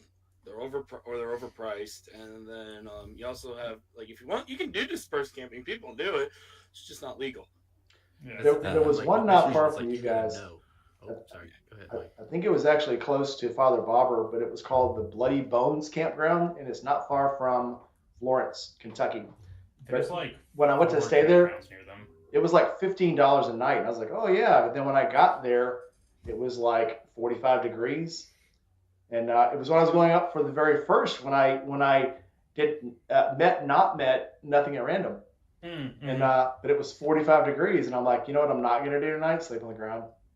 Because I had the little green tent back then, the little single wall tent, and I'm like, yes, and with my 60-degree sleeping bag, which is not good in 45-degree. Ooh. No. So No. because literally, I left here, it was 85 degrees, and not even no. And then you decided to go farther away from the equator. I did, which Farther away from the sun. I should tell Aaron, you're putting me in a very difficult position. I am? Because the place we talked about that's 2 blocks from where you work is hiring. Uh-oh. Oh. Yes. SpaghettiOs. You don't want to move to the north. We get snow. But you know who does want to move up to Ohio? The person that's in the The room next to clone? me. Mhm. Oh no, she's gone. She's out on her own now. I don't have to worry about her anymore. Oh. Yeah. No, I have Sounds discovered in recent years. So you look at, I mean, how many people literally live within 4 hours of you guys? Yeah. Let's see. There's 1, 2. So the people out in Jersey are about 8 to 9 borderline 4 hours. from us. Dave, you, Yeah. AZ, DZ, Mhm. Juice. He's about 6. I'd say Is that far away? 5.5, yeah. That's He's still closer a, to 6 for Aaron. that's still a whole lot closer than I think he's 13 now from me. So that's still closer. 14 from me. It's 14. Well, and from a lot of the people I've talked with, Ohio still has some of the most affordable housing Yeah. at the moment. As long as you stay away from Columbus. Yeah. Stay away Yeah, from as long as you are outside of the outer belt and away from the rich area known as New Albany and Johnstown, you're going to Or be. Dublin. Yeah, don't forget Yeah, about New that. Albany is where the plant is. So Well, I live about 20 minutes straight interstate away from New Albany area, and I can tell you right now I'm paying probably a third of what those people are. At least a third. Mhm. Are you're in Old Albany? No. No, he's Yeah, yeah. He's not even close. he's living in where's Albany? I'm not gonna say the name of the town I live in. All you need to know is there's a giant basket off of State Route 16 in Ohio Hey, we did that a video Michael there. Sura talked about in a late night show interview, and that's the area I live in. When people around there call Ohio. Yeah, it's a higher. Dave, Ohio. if I do, it's a toss up. So what I was planning on is after I retired, move somewhere where I don't have to go to work every day at 6 o'clock in the morning, and the cold wouldn't matter because I could wait till it warmed up to actually go outside. But at the same time, the place that I've been talking about is hiring, and one of the Pillion's best friends might be moving there. So,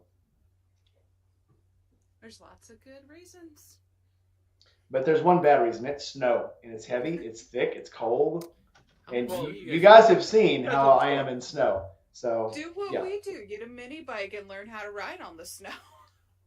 And fall down as much as Devin does. I've seen this. No, That's it's not. because my tire's worn out. Yeah, Get a that's snowmobile, right. man. I was gonna Yeah, say that's I was right. at Iron Pony the other day, and they had a little like 150cc quad that didn't have wheels. The front were tracks, like Mhm. ski tracks, and the back were treads, like a tiny little army tank. Like that. Yeah, a lot of people up here do dirt bikes like that. They'll take their dirt bike in the winter and they just throw the ski on the front, the track on the back, and off Yeah, they there's a go. name for that. I don't know Forget what what the it's hell the called, name is. Has everybody Yeah, seen the it's guy got up some. The other guys riding. It's a known Ski product. bike doohickey thing. It doesn't matter. There's a guy up in You know what I'm Alaska saying. that has a bike. He has a Harley with side runners. It actually has ski outriggers on it. Oh yeah, I've seen that one too. Yeah. But I know that's who you're like talking making about. world Phil guided Zilla this sent me a one. video of him about a year ago. but yeah, it's I don't know. That's a long way to move just to say I live near people I like. Then again, I'll live near people I like. So Right. And when we can't ride, we can just all carpool somewhere. Yeah. And Yeah. harass each other. that's a good Sounds like point. a great time. But then it'd be further to get to So Forgotten Angels. flat. I don't know. There's a lot of stuff. It's a lot of stuff to bounce Yeah, around. it Where depends on Aaron where you're at in Ohio. Yeah. And Aaron's in the better part of the state. I'm in a slightly better part. Where I grew up is even better. I grew up Yeah. right off of the Triple Nickel. Jasmine, The thanks for Triple coming Nickel in. itself isn't that great, but that southeastern part of Ohio is basically the same as the mountains of West Virginia. Yeah, it's literally the foothills, so it's not bad. Yeah, Bear can pull rank on me, I think, in this particular mountain debate, but for the rest of y'all, I mean, I like the Ohio River Valley, don't get me wrong. Yeah, no, not enough for me. Yeah, I don't call them mountains. I call them foothills. Yeah, I have never even stepped one foot in Ohio. Now, what's funny is that where Is that in America? It's almost Canada. Oh, it's got- the rock, baby. I mean, according to everybody in the Whiskey Chaser Discord, Ohio doesn't exist. But if you watch anything of like old American history movies. Like, let's throw out The Patriot. Somebody wanted to take the entire area or territory that was going to be known as Ohio.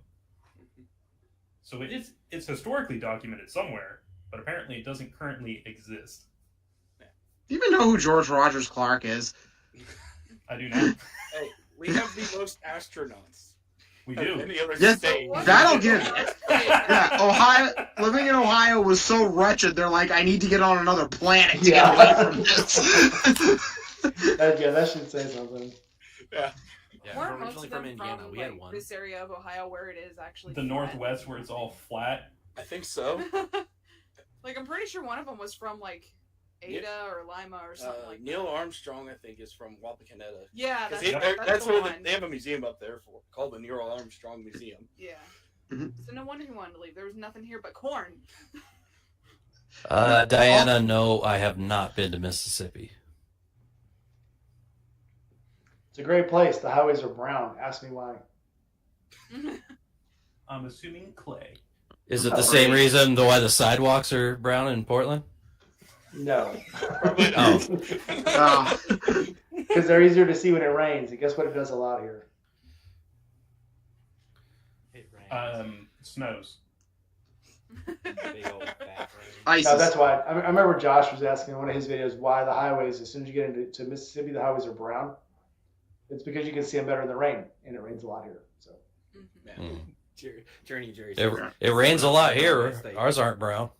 maybe they should be. Maybe people Yeah, would recommend maybe. the rainy roads. Could probably save a lot of lives. Yeah. I should call Department of Transportation, but I probably won't. Well, I mean, It doesn't yeah, usually rain here that much, but the last year and a half, it's done nothing but rain.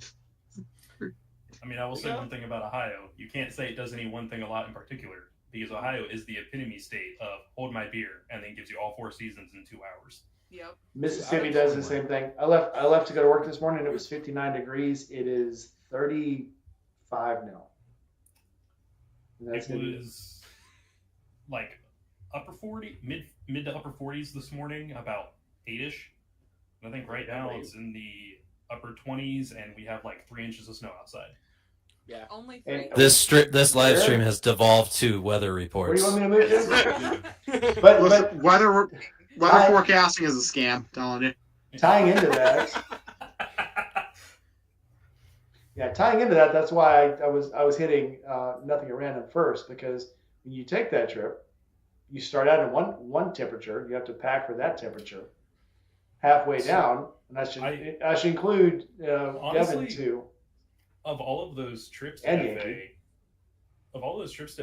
the first one, March 2022, the very first one I went to, had the biggest temperature changes. I left Ohio, it was 45 degrees at 4 a.m. The hottest temperature I noticed on my phone while I was in Tampa was 96 degrees. But there was no wind. It was nothing but sun. There was no clouds, so it felt like 102 with the heat index from what my phone was saying. I came home and rode into Ohio. It was like 70s when I left Florida at 6 in the morning. I rode through 2 flash thunderstorms that came out of nowhere. I was dry before I hit Georgia. And then it just went temperature-wise. I got into northern Kentucky. It was 45. The sun went down. It dropped to 30 and started snowing on me as I was going over the bridge, from Kentucky into Ohio, into Cincinnati. And then I rode home, and it was snowing, and it just kept going down in temperature. And I was dressed like I was when I left FA, in jeans, a flannel, and I just pulled my fake leather jacket on because it's all I really had, and I froze.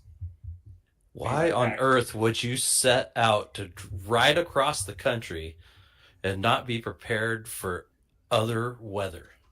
In March. Right. That was my Adventure. first. So I mean, even if okay, it's summer, like in Oregon, like even if it's summer, if you go up into the mountains or the high desert at night, it gets cold, man. It'll be 100 degrees during the day and get down to like freezing at night. So here's the thing. I didn't start riding until April of 2021. I only had 4,000 miles of experience under my belt by March of 2022. I had never done more than about 120 miles in total in a day. I had never been out of state. I had never ridden really outside of mostly summer. I did a little bit of riding through fall and winter before. You But dumbass. Yes. You weren't even prepared. No. I learned a lot in that 4-day trip.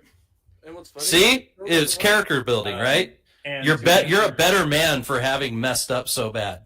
Yeah, I don't know about better, but a little wiser. That's what the to Navy answer tells you when they put Dave- you in a frozen lake. You're building character. Yeah, and to answer your question, Dave, no. The Frostbite trip was March of 2023 when I borrowed the Sportster 1200 because it was 19 degrees when I left my house at 2 in the morning. Yeah. And it was 25 degrees when I got to Tennessee. like Fort Campbell area. I can't remember the exact name of the town, but it was like near Fort Campbell where I was supposed to meet with somebody and then trailer the bike the rest of the way down. That didn't happen. So I continued to ride from there down to Tipton, Georgia, where the daily high I saw was at Tipton, Georgia right before the sunset at 42 degrees. That was the Frostbite trip, and I was far more prepared. I had layers, I had boot warmers, I had hot hands, I had heated gloves, and I still got frostbite on my feet. Side chat. So when I find out that everybody's going to get to the hotel before me, I call the hotel and say, hey, there might be people showing up. Let me give you their names and where you can let them in when they get there. And the girl behind the desk goes, oh yeah, he's already in the room. Oh, okay. Apparently my name does have clout. What do they call it? Name dropping? Yeah. Well, they saw. I know Rainy Ryder. Oh, well, shit, go up to his room. They saw Batman and they're like, "Oh, this guy." It's okay. Angel Face is asking a question about: does anyone take any moto gear or any clothes that they're willing to toss in the garbage if not needed on the way home? Yes. And I have totally done that. Yeah. Yes. I don't come back, especially socks. I do not come back with any socks that I go down there with because by the time I come home, they're trashed. And t-shirts, the t-shirts I actually wear while I'm going down, they don't make it back because I wear just whatever I can get next to my skin. So while I'm there, obviously I want to wear nice clothes, and on the way back, I want to have some clothes because I know I'll be stopping somewhere. But going down, no, those are bullet and book it clothes. When I get there, they're not coming back. I think it's one of the reasons why I prefer to go cheap on gear and camp gear and stuff is that if I just wake up one day and I'm like, fuck it, I just want to boogie home, then, you can replace that stuff for really cheap if you don't want to mess with it. I do that with the blankets and the tarps. I buy them at Walmart and then I'll put them in the shed when I leave. And if they're there when I come back, cool. If they're not, whatever. Yeah.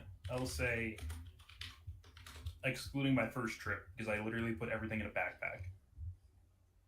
Except for my tent and sleeping bag, which I used rock straps and just cinched them down to my sissy bar. Rock straps, you But said? yeah, rock straps.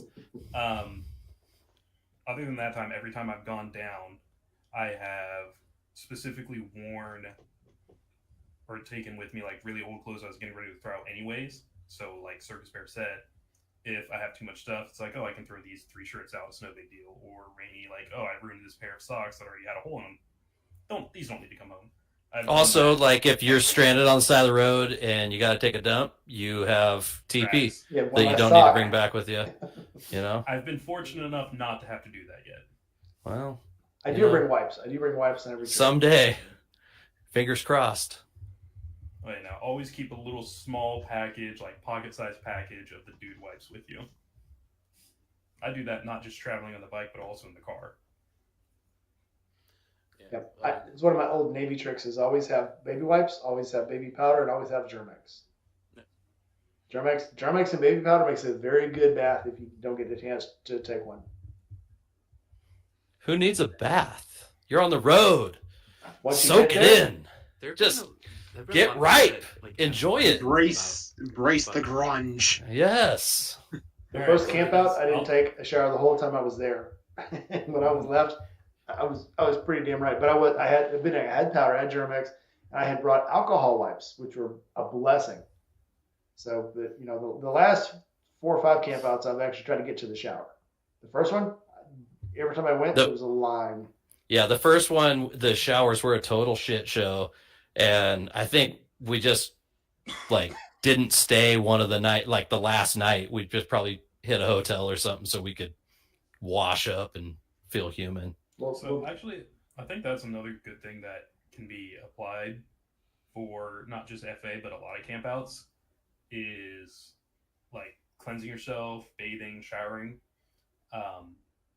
So like Abel just mentioned, at FA there's one public shower unless they bring in a shower trailer, which they did at this most recent camp out. So I have a Planet Fitness membership, and I splurge a little bit to get the package that lets me go to any facility. And if you have that, you can go to any facility, you can use all of their equipment, and that means massage tables, tanning beds, showers, including all of their workout equipment. And if you have that membership, you're allowed to bring in a guest with you.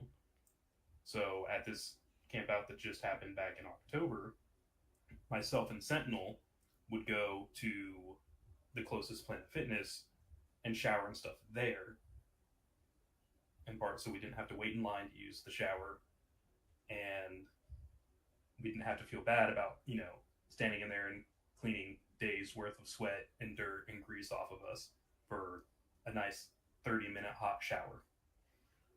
So that's something that you guys might want to look at, is a short-term membership to a local gym in the area, like a day pass or a weekend pass to a gym near wherever you're camping or near an event, just to have access to a plethora of hot shower.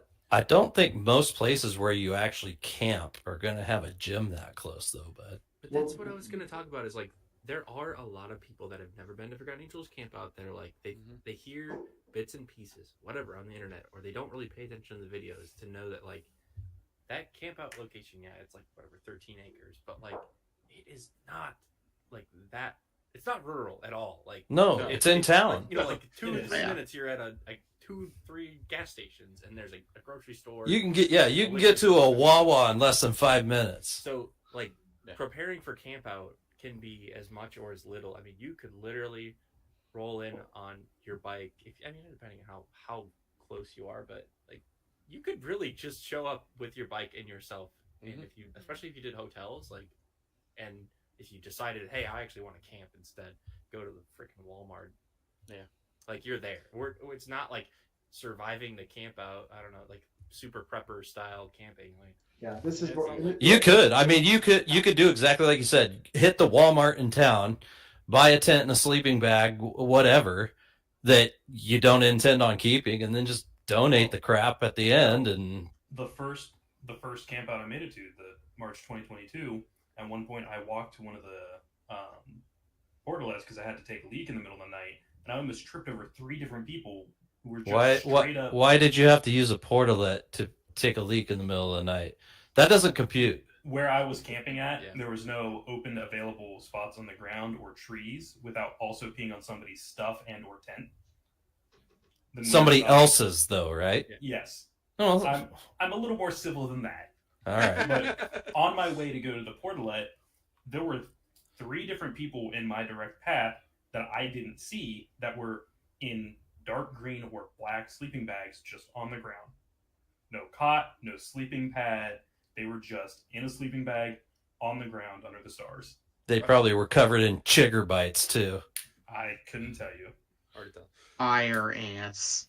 They're a thing. Yeah. Speaking of showers, at Land Between the Lakes, did anyone take a shower at Land Between the Lakes? One night. Yes. I did The not night before leaving. because the water would not cool off. It was when I got in there, it was like a steam sauna. And I was like, okay, so I tried to run the water, nothing but hot water. I didn't take a shower while I was there. I washed my feet off in the shower because I'm like, the water was so damn hot. I'm like, if I get in this, I'm going to be just as stupid getting out as I was getting in. And I'd actually planned on going the next morning, but then, of course, we got very blasted that night and didn't wake up till late. But somebody didn't wake up till later than the rest of us. But, that shower was so hot. It was like, this is ridiculous. Why would I try to take a shower in this thing? Everyone say good morning, Jews. Good morning, Good morning, Jews. Yeah. Jews. Best camp ever. Does anyone have like the picture we all did where we were like just sort of posing by his tent? It's my thumbnail. It's my thumbnail That's for a, the last day of camp out. thumbnail Yeah. from it. Yeah, that was great. Angel Face is asking about everyday carries, and I will not tell you what I carry because I want it to be a surprise. But what I recommend is everyone, I believe in our group, carries knives, and that's what I probably would recommend because, and I say it because of this. Obviously, you're gonna if you do carry, don't flaunt it. Don't tell anybody you got it. Don't pull it out. Don't show anybody. Also, I carry these.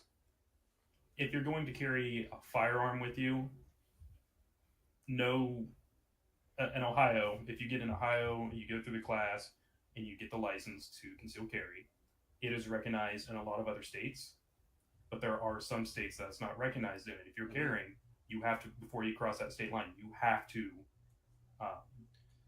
It's really bad out west for that. Like my Oregon carry permit, like if I cross into Washington, which is, I mean, literally right there, right? You go to Washington all the time when you live right on the border.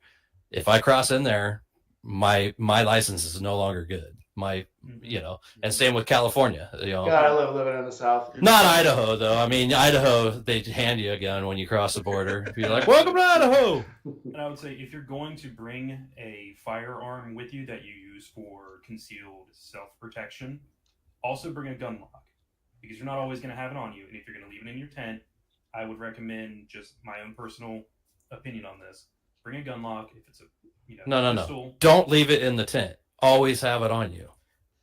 Unless you're drinking, because then you're not allowed to carry it by law. If it's a bar. But also, if you're going to leave it in your tent, let's go. if you're going to leave it in your tent, obviously don't leave it out in sight. Put a lock in it, because there are people who bring their children there. What I do is I squeeze off all the rounds, so that it's safe, and then I just throw it in the tent. And then say, welcome to Texas, without blaming on somebody else. Yeah, I scream yeehaw. MAGA! I scream like the South will MAGA rise country. again. Donald Trump for president, and he does this in Michigan, by the way. Other people join in. They're like, yeah, hell yeah, brother. And yes, Dave, I'm aware EDC doesn't always mean a firearm, but I do think that is something worth saying, because we do know a lot of people that go there carry. Just have a way to secure it properly when you don't have it on your person, if you're going to bring something like that to any camp out. Yeah. Biggest thing is just know your laws. Yeah. And laws of where you're going. Now, that is... And just avoid trouble and stay out of shit. Exactly. Yeah, that's the biggest thing. Just that helps. I would never tell somebody who was asking me seriously about like everyday carry protection. I wouldn't tell them a knife if they couldn't use a gun. I'd tell them, mace, something, pepper spray, something you can, so be a little safer at distance. Yeah, I sometimes carry a knife on me, not all the time. The reason I say that is I was an ES weapons instructor in the military. And it is very hard. I know you guys have seen the news reports. I mean, how many news reports have you seen that someone was stabbed 19 times and survived? Significantly less. A lot. No, a lot. How many news reports have you seen where somebody was shot twice and survived? Actually, still a pretty good amount, though, isn't it? You look at the numbers, though. If you shoot somebody, it's not the bullet that kills you, it's the trauma of the actual projectile that will kill you. A knife, you really got to know what you're doing to kill somebody with a knife. I don't need to kill you. I need to stop you from hurting me. But that's why I say, as a defensive weapon, edge weapons are better, because you know how to use it. You should. Just like a gun. You're going to get something that you're going to use for protection, learn how to use it. If someone takes the gun away from you, they are probably going to kill you with it. If someone takes a knife away from you and you fight them for it, they're probably going to try to stab you a few times and run away. You have a better chance of surviving using an edged weapon as a defensive weapon. And that's why I say I got that. a really serious question for you, though. So what if all you have is a hog? Do you just You just squeak the hog and they run. That should be scary enough, because they're going to think you're fucking... You just whip it out and scare them with your hog. God, those are A annoying. lesson I got from someone in my hometown who was a little on the crazy side. He always said, it's not the biggest guy in the bar you got to be afraid of when things get rowdy. It's the quiet guy sitting at the bar still sipping on his beer. Because he'll break that bottle and start stabbing people with it. Mm-hmm. Everything is content. I'm Everything that guy. is content. But as for other everyday carry items, for myself, when I'm on the bike, I carry. Oh, I just Chapstick. realized something. We stepped into one of the restricted categories, so we can't talk about this anymore. Oh, There's restricted categories? Yeah. Oh, The rules. firearms. Mm-hmm. Well, we talked about everyday carry, right? Let's cut it off early. Yeah. Anyway, sorry. Before that gets flagged. Sorry. Sorry, everybody. Well, whoever asked that question owes you a beer. Yeah, Angel Face. 2 beers. Anyway, so those of you in the Discord have seen this. I actually have I'm getting a new cast iron for just camping. It's a flat, half-inch thick, 10-inch skillet. It is the coolest thing I've ever seen. It's easy to pack away. Obviously, it's easy to clean because it's cast You iron. can make biscuits and gravy in that. I'm gonna Cast work it out. iron. I'm gonna work You it couldn't out. find anything heavier to carry on your motorcycle? Well, here's the cool thing. So it's got a design on the back. So I'm gonna make a mount on the sissy bar. I'm gonna mount it to the sissy bar, so it's decorative when I'm not using it. And then if I decide to cook with it, it's cookware. And then if somebody gets rowdy with me, it's also defensive wear. So it's No. defensive Oh, cookware. there you go. It's not defensive wear. It's the Just nice- give them the old El Kabong with the thing, huh? Come I was on. going to say, it Oh, relates to come the everyday on. carry conversation. You know, you hit It's a somebody with a night frying night pan. It's when somebody Everyday needs frying to- pan. It's when Yep. somebody's a little rowdy, they need to quiet down, so they get the night pan. Man, The I meat don't pan. I don't carry all that cooking stuff with me. I do like backpacker. You know, I have a knockoff jet boil, and I'll bring like a couple of packs of dehydrated whatever, I don't even. and do that. that way it's like, well, if there's no restaurant or store or cafe whatever to pull into and grab a bite, and I'm hungry, you just boil some water, and there you go. I had the A good hack. propane cooking thing, and it's like it's so annoying to even try to use it because I tried. I mean, mine packs into like, I mean, it's like. yeah, mine does my too. hands. But it was It's like that, you know. Yeah. It's got your burner, your fuel, all of that stuff's in it. So it's way less stuff to carry for me. That's a huge plus. There's a British guy who the top 5 things that everyone carries that you probably don't need to worry about on a camping trip, and one of the things was food and any kind of, if you're going to be out for like months at a time, you're doing like a cross country trip, that kind of stuff makes sense.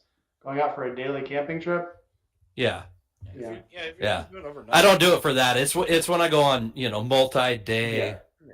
trips, you know, especially if we're going to be, you know, out Central Oregon or something where there's way less, you know, places to grab a bite. Yeah. Overseas for A good coffee, hack. we didn't even use hot coffee. They gave us little Nescafe packs that had creamer, coffee, and sweetener in it. And we would just Right. dump into a bottle of water and shake them up. There you go. That works. That's all you need. Just caffeine's all you need anyway. No, Angel, you don't. Well, actually, you don't owe me beer. I was just joking with you. So Angel Face was not talking about firearms, No. The save. Good save. multi-tools, fire starter, etc. Cans of tuna. ATF agents. I mean, I- Talking about that. No, I usually have a lighter with me. I've got my little jet boil setup with me. I usually carry a roll of tools that I can do most things on the bike with. You know, a tire patch kit, stuff like that.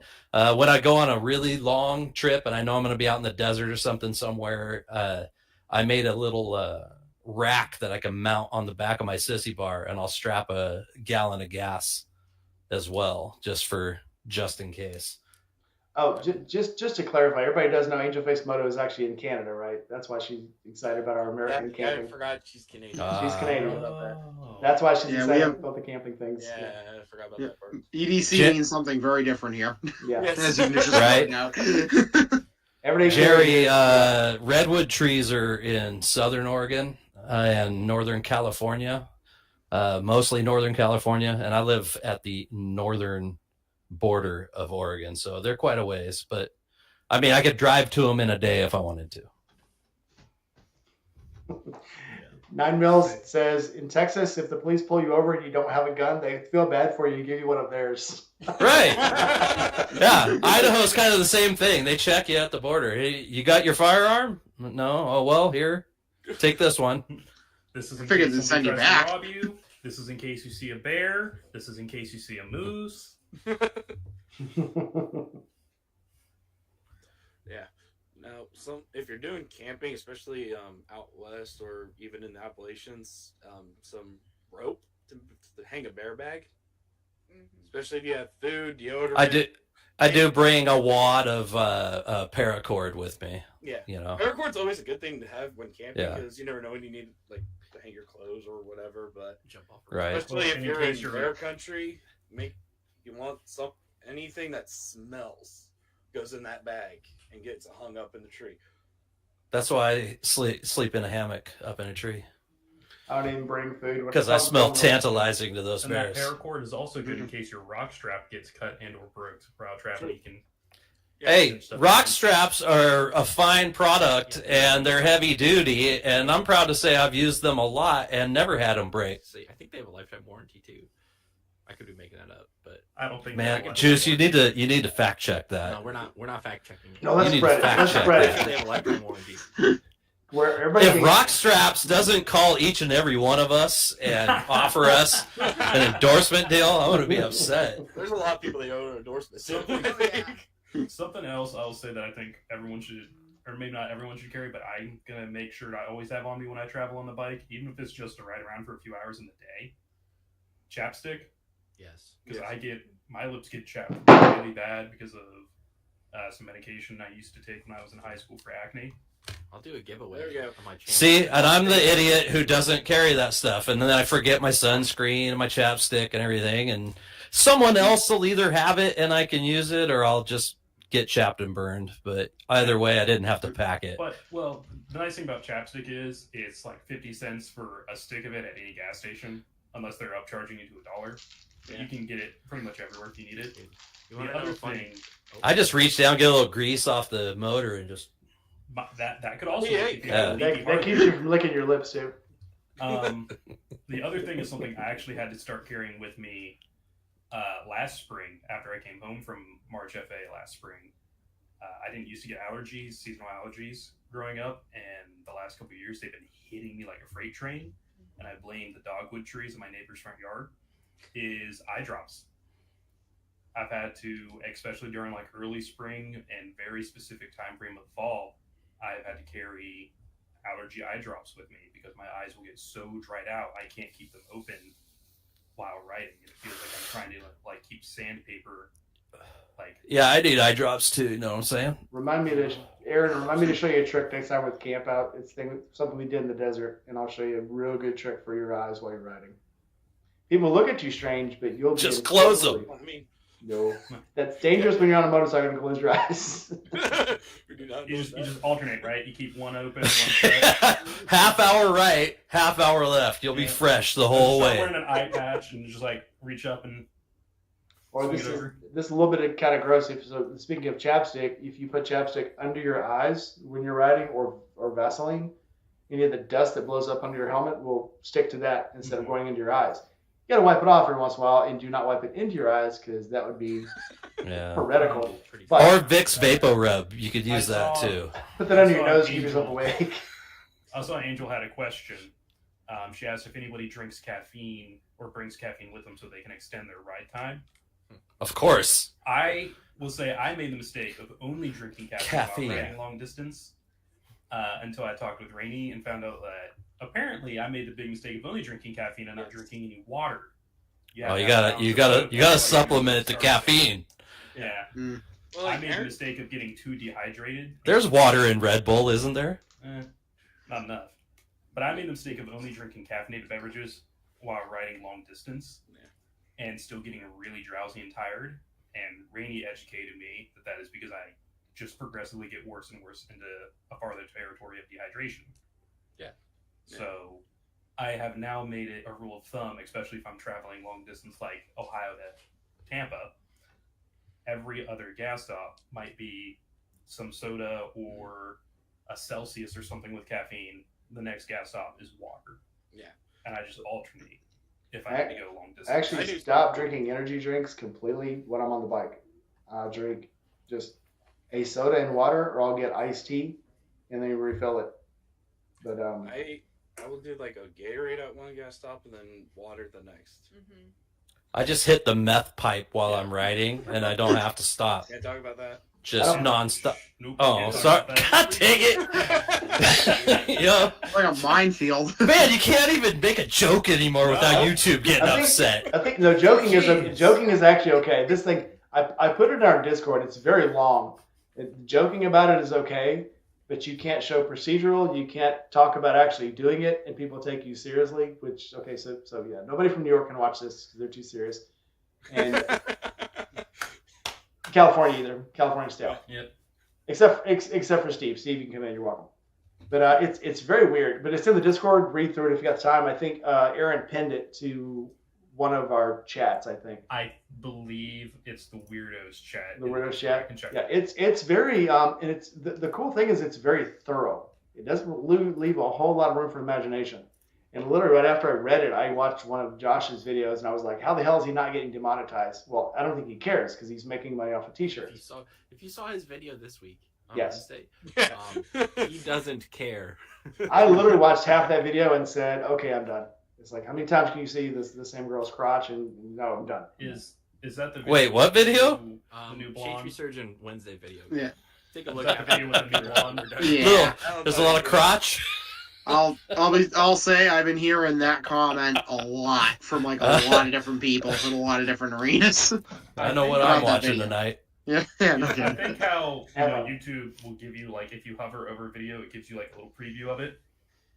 If it's the video I'm thinking of, I did that, and the first thing I saw was an upshot skirt. picture. I'm like, From Josh? No way. Weird. like, well, it's a good thing my girlfriend's not looking over my shoulder right now. Well, usually they have clothes on when he does that. She just had a freaking thong on. And it was like, The smallest All right. song I think I've seen. yeah. Angel Face and Sick Bastard. Have you guys used the transitions face shields? You're talking about light face shields and dark face shields. I have a transitions on my helmet. It is the greatest thing ever. They're stupid expensive on Say it's like some helmets. Yeah. Some helmets come with them. I think there's a couple Bell helmets that actually come with, so you can get them at a budget price. Shoei is awfully proud of it, though. They want an extra $200 If for you it, can find it. but it's worth it. You for can't me. even find them for Neotex. Really? I'm making them. I can't even find them on eBay. I was just looking for one all summer. Wow. I have a flip down inside mine, and it's well worth the money to get an internal flip down because You like the flip down? Yeah, because even if you put the in, especially like when it's warmer, I'll put the shield up, the clear shield. Just put the flip down, and you've still got some airflow through the helmet, but you've got sunglasses. And you don't have to worry about poking your short trips. Sunglasses work, but when you're on the road, like most of us, when you're taking a 15, 16, 17-hour trip, sunglasses will hurt you badly. You feel like your ears are being chopped off. My only The helmet has the cutouts. I don't Even know. with cutouts, Yeah, not they're all never in the those right have it. place for me. I didn't have any issues with mine. They're never in the right place for me. To and from Florida. I've never really had too big of an issue with sunglasses under helmets. I know it bothers a lot of people. You've seen this head. I don't know if it's just the shape of my Imagine all the head pressure or in this what. head. I think I- it's a mixture probably of the things. It being the shape of somebody's head, the shape of the helmet, and whether or not the helmet has like a groove or a glass. Shape of the glasses cut sunglasses. out. Yeah, Or- that too. Myself, I love having that drop down sun visor, but I know on a really sunny day, or if I'm driving into the sunrise or into the sunset, it's not dark enough. I'm still completely blinded. So Can you get a darker one? maybe. I didn't look into it. What I found is just keep a pair of like cheap dollar store sunglasses on me, and if I really need that extra darkness, I'll put them on while I'm riding, and then if I need it, then I'll drop down the sun visor. I'll bring My eyes are really sensitive to sunshine, so I Why? typically will wear. Huh? Why? Why?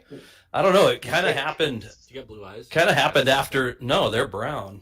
Kind of happened after the wreck. I kinda have My that left one a got few times. even worse. But I wear sunglasses and use that transitions thing. So, I don't think it's too dark wearing both, but it just is just right. And you could still, flip the thing up and get air on your face and, I'm gonna have bring your up eyes somewhat protected. like Jess's videos, you'll see a lot of times where she'll be riding and all of a sudden she's trying to fight the glasses off while she's riding. Mhm. And that's what I used to do because you got, okay, I'll do it at this red light. As soon as I get to the red light, I'll stop. Oh, now it turned green. Now I can't pull them off. And now I'm trying to pull them down with one finger, trying to look over the top of them because now it's getting too dark and I don't have a place to stop. So that flip down is just kind of paper. And again, it's a personal choice. You know, you go with what you get comfortable at, just like any gear you have. I haven't used one of those. I mean, they look like a great idea, but I'm not sure how do they. You know, does it just work for some people? Does your face have to be? Everybody's faces are so different. So where that thing comes down, it's perfect for me. But I've heard people say they hate them. I love mine. Are they adjustable? Like you can kind of adjust that? They do have clicks. You can click them down and click them up. They do have ratchets. Aaron's gonna check. It depends on the helmet. Like this one has 2 different positions it can be in. This is the helmet I got when I first started riding, and I got it because of this. So this only has 2 positions, which aren't much different. My other helmet with the better visors in the other room. I would want that in like tinted yellow. You can get for it in night any color. riding. You can get it in any color. Yeah. That'd be dope at night to drop that down, get a little better. Actually, Yeah, you can get them in different shades. Yellow for night riding because he has a tinted visor. So this one it's this knob right here. Might be able to see it from the side. You can pull it down as far as you want, or leave it as high as you want, because it doesn't really lock in any specific place. It's just this is how you Right. But that would like seem like it would drive me nuts. Like I would go down and slam into the bridge of my nose, and I'd be pissed and try to adjust it back a little, and it would go too far, and then it would just be a vicious cycle of hate. It doesn't go down your nose. It goes down to the stop. Where it stops is on the edge of the helmet. So it only goes as far as the helmet goes. Yeah, I wish that they came down a little further, to be honest. There's plenty of space here between this and my nose. Now, But even if you were afraid of it touching your nose, you just don't bring it down as far. Yeah. What if you had like a big old like Adrian Brody nose though? You'd have to have a pretty big nose for it to be a problem. Well, and I have a modular too, so I can even drop it down when the module is up, or I can drop it down. Yeah. You know, when everything else is open. So. I was so it's close a to getting that personal Neotech helmet, but I just went, I don't want to fork out that much money. Well, they're at $600 right now on Revzilla for the weekend. So. Oh But my. this is what happens when you slide on the ground. So, in one. But yeah, because it up. Right. So did it get So you know that the thing held up to an accident now, so Yeah. that's good. Yeah, that was like 30-ish miles an hour. Yeah. Dragging my face across the ground, Because when I read like hater comments on modulars, they're like, "Oh, you can't trust those in a crash," and blah blah blah. And Yeah, I mean, I'm going, there's no way they're getting as an ECE rating unless they're going to protect you. Yeah, Some. and again, if you feel bad about it, some of them have metal locks, some of them have polycarbonate locks. Yeah. But I mean, it's there to protect you from the initial impact. And Right. The actual, it's just like, well, I mean, I'm talking. So you get to keep this part of your face. yeah. Yeah. Yeah. If it pops open after you've slowed down from 50 miles an hour down to 10, is there a little damage? Yes, but the initial impact was there to protect you from. Yeah. It's like the crash barriers on the side of the road. They're not there to stop you. They're there to slow you down and keep you from flying off of the highway. They're there so people can hit them in Hollywood movies, and the water sprays up, and it makes for a great shot. And it doesn't look like that in real life. Not at all. You know some experience. I've seen people hit them, and it's They do a lot of damage. they weigh those cars down to make them stay and to make the water fly up. Yeah. Again, it's not to stop you; it's to slow you down. There will definitely still be some debris and flying car, but again, it slows you down from 60, 70 miles an hour down to a manageable speed that you might survive from. It's like a seatbelt. It's not there to totally save you. It's there to keep you from flying through a windshield. And the biggest argument I hear about seatbelts is, well, if you're going 120 miles an hour, it'll cut you in half. If you are going 125 miles an hour and hit something, you've got bigger problems. Yeah, You'd be lucky to only be split into 2. Yeah. Yeah. So in certain cases, yeah. All right. It's time for a final thought. We've been going for 2 hours. This went quick. It's been a good one. Yeah. It's been Yeah. an 2 awesome one. hours today. So, as our guest, Circus Bear, final thoughts. Final thoughts. My final thought is it's been too long since I've jumped on with you guys. Absolutely. And it's been fun. I've enjoyed it. Me too. Yankee. Final thoughts. What makes something an adventure bike, guys? Go have an adventure on it. Mhm. See, I That's thought all it there was is going to it. Starbucks. Yeah, I mean, and if I was going to have a more developed final thought, it would be something along the lines of, because there's a lot of, we went through like a lot of gear that, you can bring and that we think you should have. We didn't talk too much about first aid kits, I noticed. We kind of brushed it a little bit, but in any case, there's a lot of ways you can convince yourself, oh, I don't have this, oh, I don't have that, I can't do it. You can still do it. At the end of the day, whatever you can get, at least go out and try the thing. And that's all I'm going to say. Or somebody else will probably have it. It'll be fine. Invariably. Yeah, at least bring a bandana. Something that helps stop the blood. That's all you need. You don't need to be Bring an perfect. axe. You need to be effective. Yeah. Axes are useful. Juice. Yes. Camping closing thoughts. Don't overpack unless you really want to be the type of person that's known for overpacking.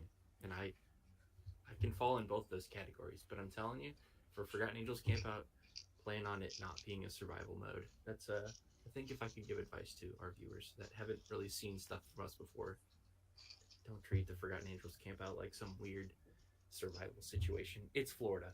Go with the Florida men. Do the Florida men things. That's it.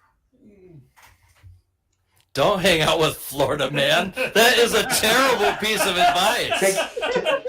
Take your shirt off, get drunk, and stumble across somebody's Are phone. we even allowed to talk about Florida man on here? Oh, yeah. That's probably Oh, yeah. against the YouTube rules. I don't know. I think he's under the protected category, so we have to be choosy with the Tread words we lightly. say. Tread Yes. lightly Flor- when it Tread comes to lightly Florida and man. carry a big stick. Florida man transcends the laws of man. And Yes, YouTube. that's- So- It's a state of mind. If Cindy can make fun of him, anybody can make fun of him. Specifically, the one that was in her wedding. That was the most Florida-ish Florida man I've ever seen in my life. All right. Devin. All right. Well, obviously, when camping, just know the area you're going to. And if you've never been camping, do something local. So if you decide, screw this, I don't want to do it anymore, you can just go home easily. Don't go 5 states away to go camping and realize this isn't for me. Aaron. Hey, no, I knew I liked camping beforehand. Now, to be fair, if I remember correctly, it was the March 23 camp out that somebody flew across the seas, camped for a night, and said, I don't like camping, and then went and got a hotel room. Yeah, I mean, you can do that. If you're in an area where you know there's going to be hotels, if anything, that works too. So it just depends on who you are and where you're at. So obviously, every climate's going to have you're going to need different gear. And you're going to just got to try to prepare for anything and everything. So You know what the best advice is? Motorcycle camping is fun. Don't overthink it. Just yeah, that's Go the have big fun. thing with camping. be prepared, but don't overthink it. Yeah. Just roll with the punch. You can I plan think it's anything. true of plan to have motorcycles in fun. general. But yeah, don't, like Circus Bear said, don't overthink it. It's not that hard. It can be fun, but if you overthink it, it becomes hard and not fun. Yep. Annette. Well, me, the overthinker. My advice is if you're gonna go moto camping for the first time, there is absolutely nothing wrong with getting your gear and practicing packing it up on the bike and just riding around town to see how it feels. There's nothing wrong with doing like a dry run or an overnight camping trip just to see how it all goes and use your resources. There's plenty of people you can talk to. There's the internet. You can look up what you might need. Use your resources and don't be afraid to give it a dry run before you go. Now, Annette, is that because as a Columbus Lita, you all did that as a dry run before the pro camp out? No, because before we went to Forgotten Angels, I even packed up my gear to see how it would all fit, and packed up the bike to see how I would want to pack it up. So Okay. Yeah, actually, her two wheels just suggested doing that because she likes to do that before she does trips, especially if she's packing a little differently. That way, she knows how the bike's gonna feel. Yep. Or if she needs You know what though? she- You can also just throw caution to the wind. Yeah, Dude, yeah, just I mean, don't be dangerous, but like, don't overthink it, man. Like, if you lose your sleeping bag, that's just part of the adventure. Like you sleep that night without your sleeping bag, and then the next day you go on an adventure to find a new sleeping bag. That's just part of the fun. I mean, I know that it sounds like a joke, but there's truth in that, man. The good stuff that you're gonna remember is the weird shit that happens. right, you're not wrong about that. But like I'm saying, from a person who does tend to like overthink about that stuff, you know, if it gives you that peace of mind, if you're not someone who's easily able to go with the flow, I mean, you're gonna learn how to go with the flow no matter what. But there's nothing wrong with trying. There's good advice. If you want to go on a motorcycle camping trip, you better be prepared to kind of go with the flow. Yeah, Just absolutely. a motorcycle trip in general. Yeah, I because think is you don't be can prepare for intimidated. every little thing, and then the one thing that you didn't think is gonna happen and kind of throw everything off the rails. Yeah, like your bike just deciding to not run anymore. I told somebody the other day. So I've been taping, and I'm going to go back again tomorrow. The new group of riders at the MSF course up at Harley, and I said anything you're scared of is going to happen, and just move on. What's the three things motorcyclists are most scared of? Running out of gas, having a flat, and the bike breaking down. And people turning left in front of me. I think that is a real fear. Yeah. that I have. No, I mean as far as what can happen on this trip that's going to derail my Solid trip. number 4. Not accidents, but once all those things happen, and all those 4 things have happened to me, once you realize those things are going to happen and you can fix them pretty easily and get back on the road, you don't worry about them anymore. Or you decide you're going to carry a toolkit, carry a plug kit, carry a small thing of gas with you in case you run out of gas. You learn things and you evolve as you make these trips, and you learn, and you just get over them. And I think the Walmart trip has become literally a tradition once we get to Forgotten Angels. Everybody here, hey, let's all say hi. Let's go to Walmart. And again, the last 3 trips we've made the Walmart trips, and it's been literally we met everybody at Walmart because I called Sid and you guys were over at Walmart. I'm like, hey, I'm at Walmart. Everybody come over here, and everybody ran to meet me at Walmart. It happens now. And we tape, we film, we video it, we have fun, and then we go over to the raccoons and we have burgers, and it's the funnest part of the trip. So anything you forget, you can fix. Or you can go pick it up very easily at a store somewhere. Yeah, it's not hardcore camping.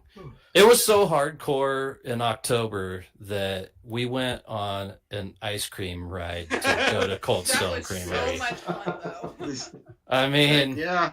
that's what it's about. It's just the camping is just a place to lay your head while you're hanging out with new people. And there's a liquor store that delivers alcohol to you.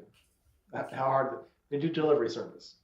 What more could you want? There's pizza delivery out there, all kinds of. And all the food is there. Uber. Yeah, you don't worry about food or water or beer. But I you mean- don't have to do that either, though. Like you could just be on site there and like not worry about anything. We'll touch on It's this. important to note. Sorry. Go ahead. No, it's important to note. I mean, just speaking for myself, I'm dumb as a stump, and I won't, cast on anybody else. But I feel like I'm in pretty good company, and we all figured it out and survived. Yeah. That's a great point. You can do it too. Oh yeah. We're all dumb as rocks, and we managed to do it and not die. So Yeah, we've made it for sure. After the first one, after you figure out there's nothing that can happen there that you can't fix, you don't worry about it anymore. But I wanted to touch real quick on the thing everybody's talking about in the chats. People think it's unfair that they're charging so much money for this camp out. Think of it like this. Think of all of a sudden you grow up and you're getting free food at your parents' house, and you never have to pay a thing. And the day you turn 18, they're like, okay, well, you're an adult now. You have to pay for what you actually are eating and what your cost here. Here, pay me this money. And they're like, what? That's unfair. I go from paying nothing to paying something. Well, guess what? Now you have to pay your part. And even then, the $100, that ain't crap for. It's not bad, no. Because No, we're not at getting all. Thursday. $100 Friday. isn't even going to make them flush. No. No. Well, it's like, No. okay, so you have. But David spent like over $20,000. That's what I heard. So Yeah. I mean, Yeah, and I mean, last And- time we. for I got to be honest.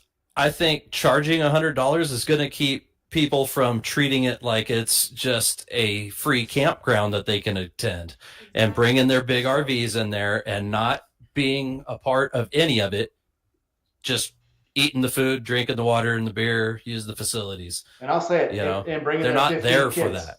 And bringing all their damn kids. Yeah, that I mean, that and literally, on top I'll of say it that- again, that ruined the camp out last time. The karaoke, I was ready to do karaoke, Yes. but it was not child friendly karaoke. These Karaoke kids- is usually the highlight of the evening for the camp out, and having kids there absolutely ruined it. And I noticed it when I was there, and I was going to say something, but it seemed like the kids kept getting closer and closer and closer to the stage until they were camping on it. And then when I watched Nothing at Random's video, yeah, I did. I said, maybe I'm just being unfair about this. You actually saw the kids hanging around the stage, then sitting They're on all the hanging stairs, out. Yep. and then crawling up on the stage. How are you supposed to do, a song about smacking white asses and, getting drunk and with kids behind you? You just can't. How, Another thing- Singing. Well, you can though.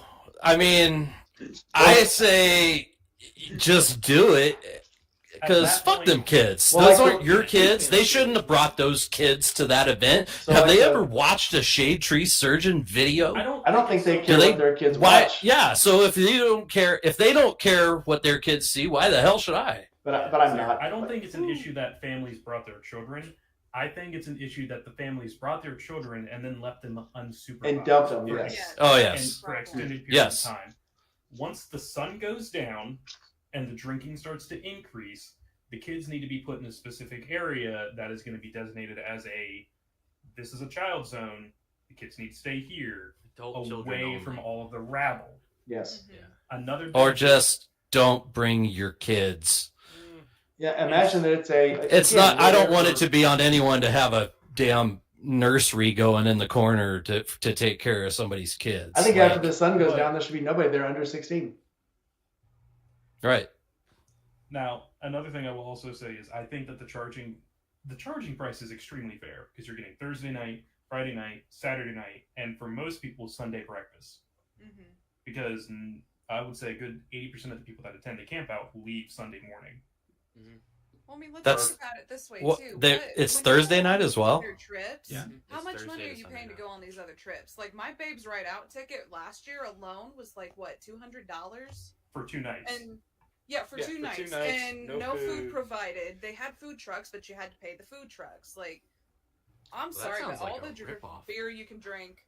Well, I'm not paying no $100. It's crazy. Well, $100. I mean, last time between me, Nothing Cost and me Random and Juice- $1,000 just to get down there. Well, between me, Yeah. Nothing and Random and Juice last time, we paid $1,500 to stay. So Eh.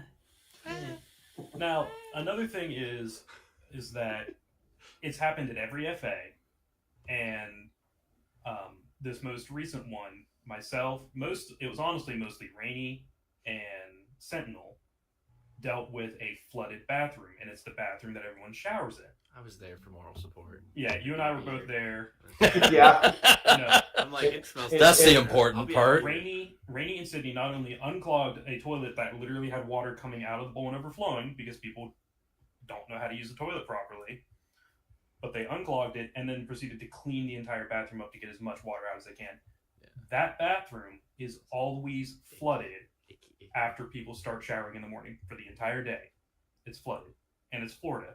It's hot. It's humid all the time. That bathroom's going to need rebuilt in a couple of years. I guarantee the flooring That's why they underneath built the 3 or 4 new stalls, though. So They built those Right. new stalls.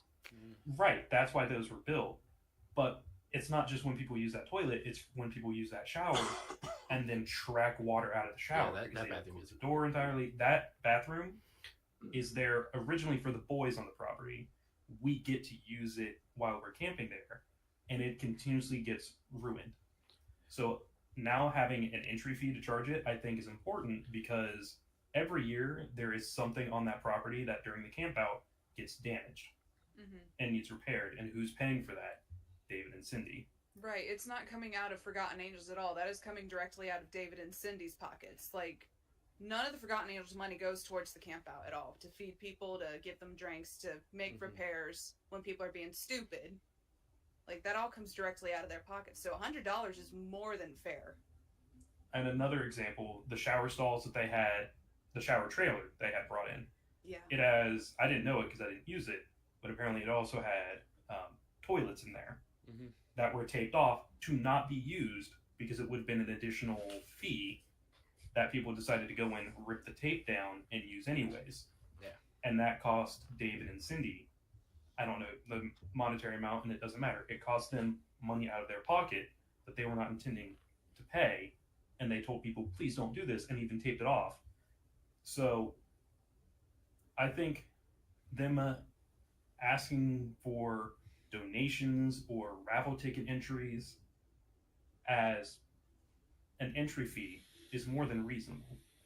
Yeah, the raffle tickets. I mean, that's actually kind of cheating the system. Right. Because you're still paying into the raffle. It gets some money, it does, but that's literally. I would have paid the $100 either way, but it was easier just to buy the raffle tickets at that time because they didn't have how you could. That was the only way you could pay for like a week and a half, 2 weeks almost. The only way to actually get into it was to buy raffle tickets, so that's how I got mine. Yeah. And I mean, let's just be real about it. It's $100. Who can't scrape together $100? If you can't scrape together $100, you do not need to be driving down to Florida. Then you shouldn't be. Yeah, then you shouldn't be going on a trip down to Florida if you can't scrape together $100. You know, it feels wrong to say that, but that is also the truth. Right. I mean, It's still cheaper than camping at most places you would camp. It's cheaper than a hotel. I mean, hotel room. The average hotel room I found for like when I traveled down to FA looking at hotel prices, I think the cheapest I saw was a bit of a crap hole, and it was $80 a night, and it was like roach infested, 2-star review, nasty motel. Did you stay there? No. Come on, where's your sense of adventure? This is what I'm talking about, Aaron. But if you look at like your typical hotel room, is about $120 to $130 for an okay one, and if you're like a AAA member or part of a specific company, you can occasionally get cheaper rates. But you know, $100 donation that's giving you 3 nights, 2 meals, as much beer and or water, some form of beverage that you can drink. And they're not asking you to. The only thing they're asking you to do is clean up after yourself. That is the only thing they're asking you to do. I'm pretty sure they did 3 meals for 2 of the days last October. Do we need to send somebody over for a wellness check on Mike? Oh, he's fine. Like I just heard coughing and stumbling, and now he's gone. He could have had a stroke. I don't know.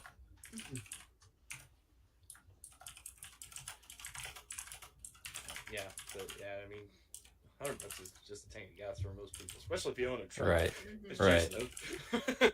Right. I mean, it costs $10 to get a Big Mac at McDonald's nowadays, so everybody can And honestly, scrape I feel up like the $100. best part about paying the $100 is if they make more money than it costs to provide all those things for everyone at the camp out. That's all going right back to Forgotten Angels. Like Exactly. That I will tell you, it's a win-win. Maybe we take this offline, but I was really having a thought like they should have advertised the raffle. They really should have pushed this like registering through a donation link because they really need to cover the cost of this event more so. I think they should limit the amount of people too. Personally, sustainability of this event happening, like moving forward, I think they really need to push. Like, see, I do agree with what. Sorry to cut you off, Juice, but I agree with what Abel just said because as I didn't do a great job covering it from the October camp out, but at one point Saturday you couldn't drive if somebody needed an ambulance, you couldn't get it through most of the campsite or most of the property because people had their 4-wheel vehicles everywhere, bikes were everywhere. People were trying to put tents up in like the established kind of like drive-through areas. I think that somebody needs to take a little bit of time to establish, like they did with the wedding camp out. Cars park here, bikes stay here. If you're going to camp out of your car, go to this area. RVs in that back corner where they've been putting them. Because at one point we were weaving in and out of bikes to get to our tents. Yeah. We had people who had to go and hunt people down to move. That their was just bikes the slalom in their course. car Yeah, I was out. gonna say that was fine. I didn't mind that. Yeah, those were set up like that on purpose for like a cone course. Okay. I'm not talking about that part, but it's just at one point, I woke up and came out of my tent Saturday, and I look out and I'm like, if I was laying back here with a broken leg and I needed an ambulance to come to me, 30, 40 people would have to be found to move their stuff out of the way. If anything happened to anybody and they couldn't be moved except by medical professionals, there was no good way for an ambulance to get them. And God forbid something like that happens, but it is something I thought about. And when you have somebody... Those EMTs can just get off their asses and walk to you. Sure. But it is something that I think needs to be considered. It's not about being considerate, Aaron.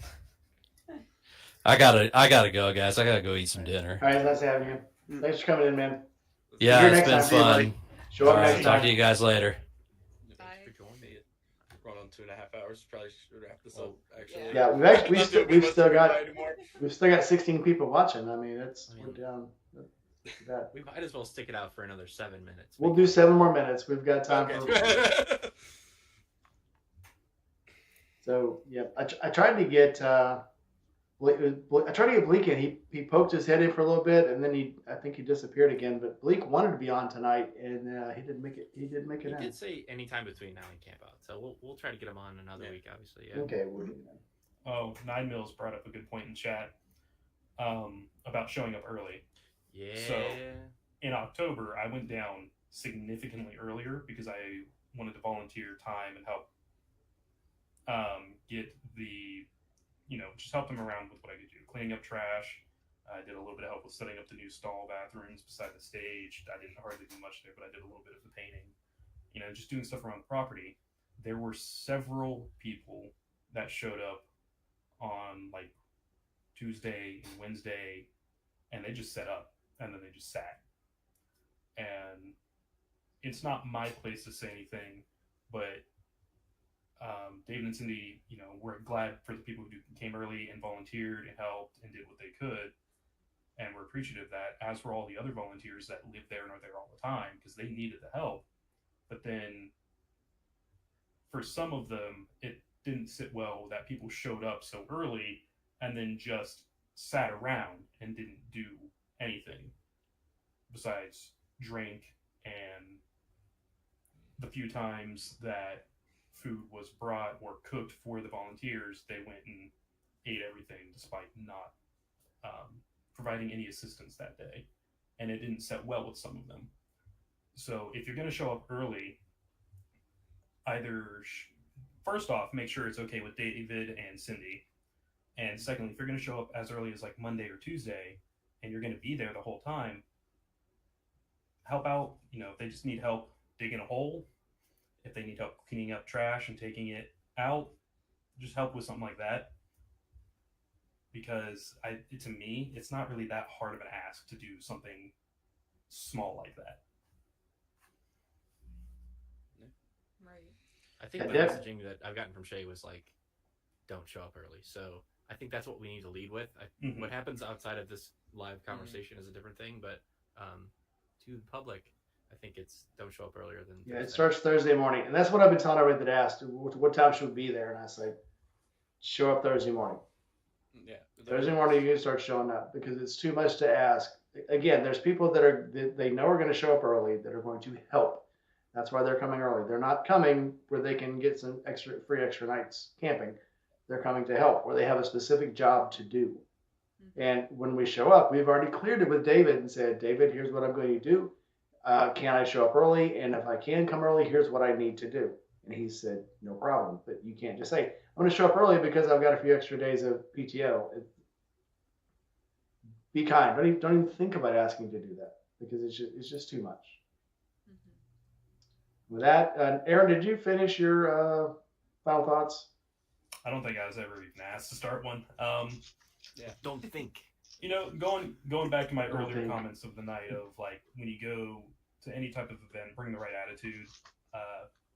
And like Circus Bear said, just carry that with you everywhere. Yeah. Treat people how you would want them to treat you, whether it's your first time meeting them or your 100th time meeting them.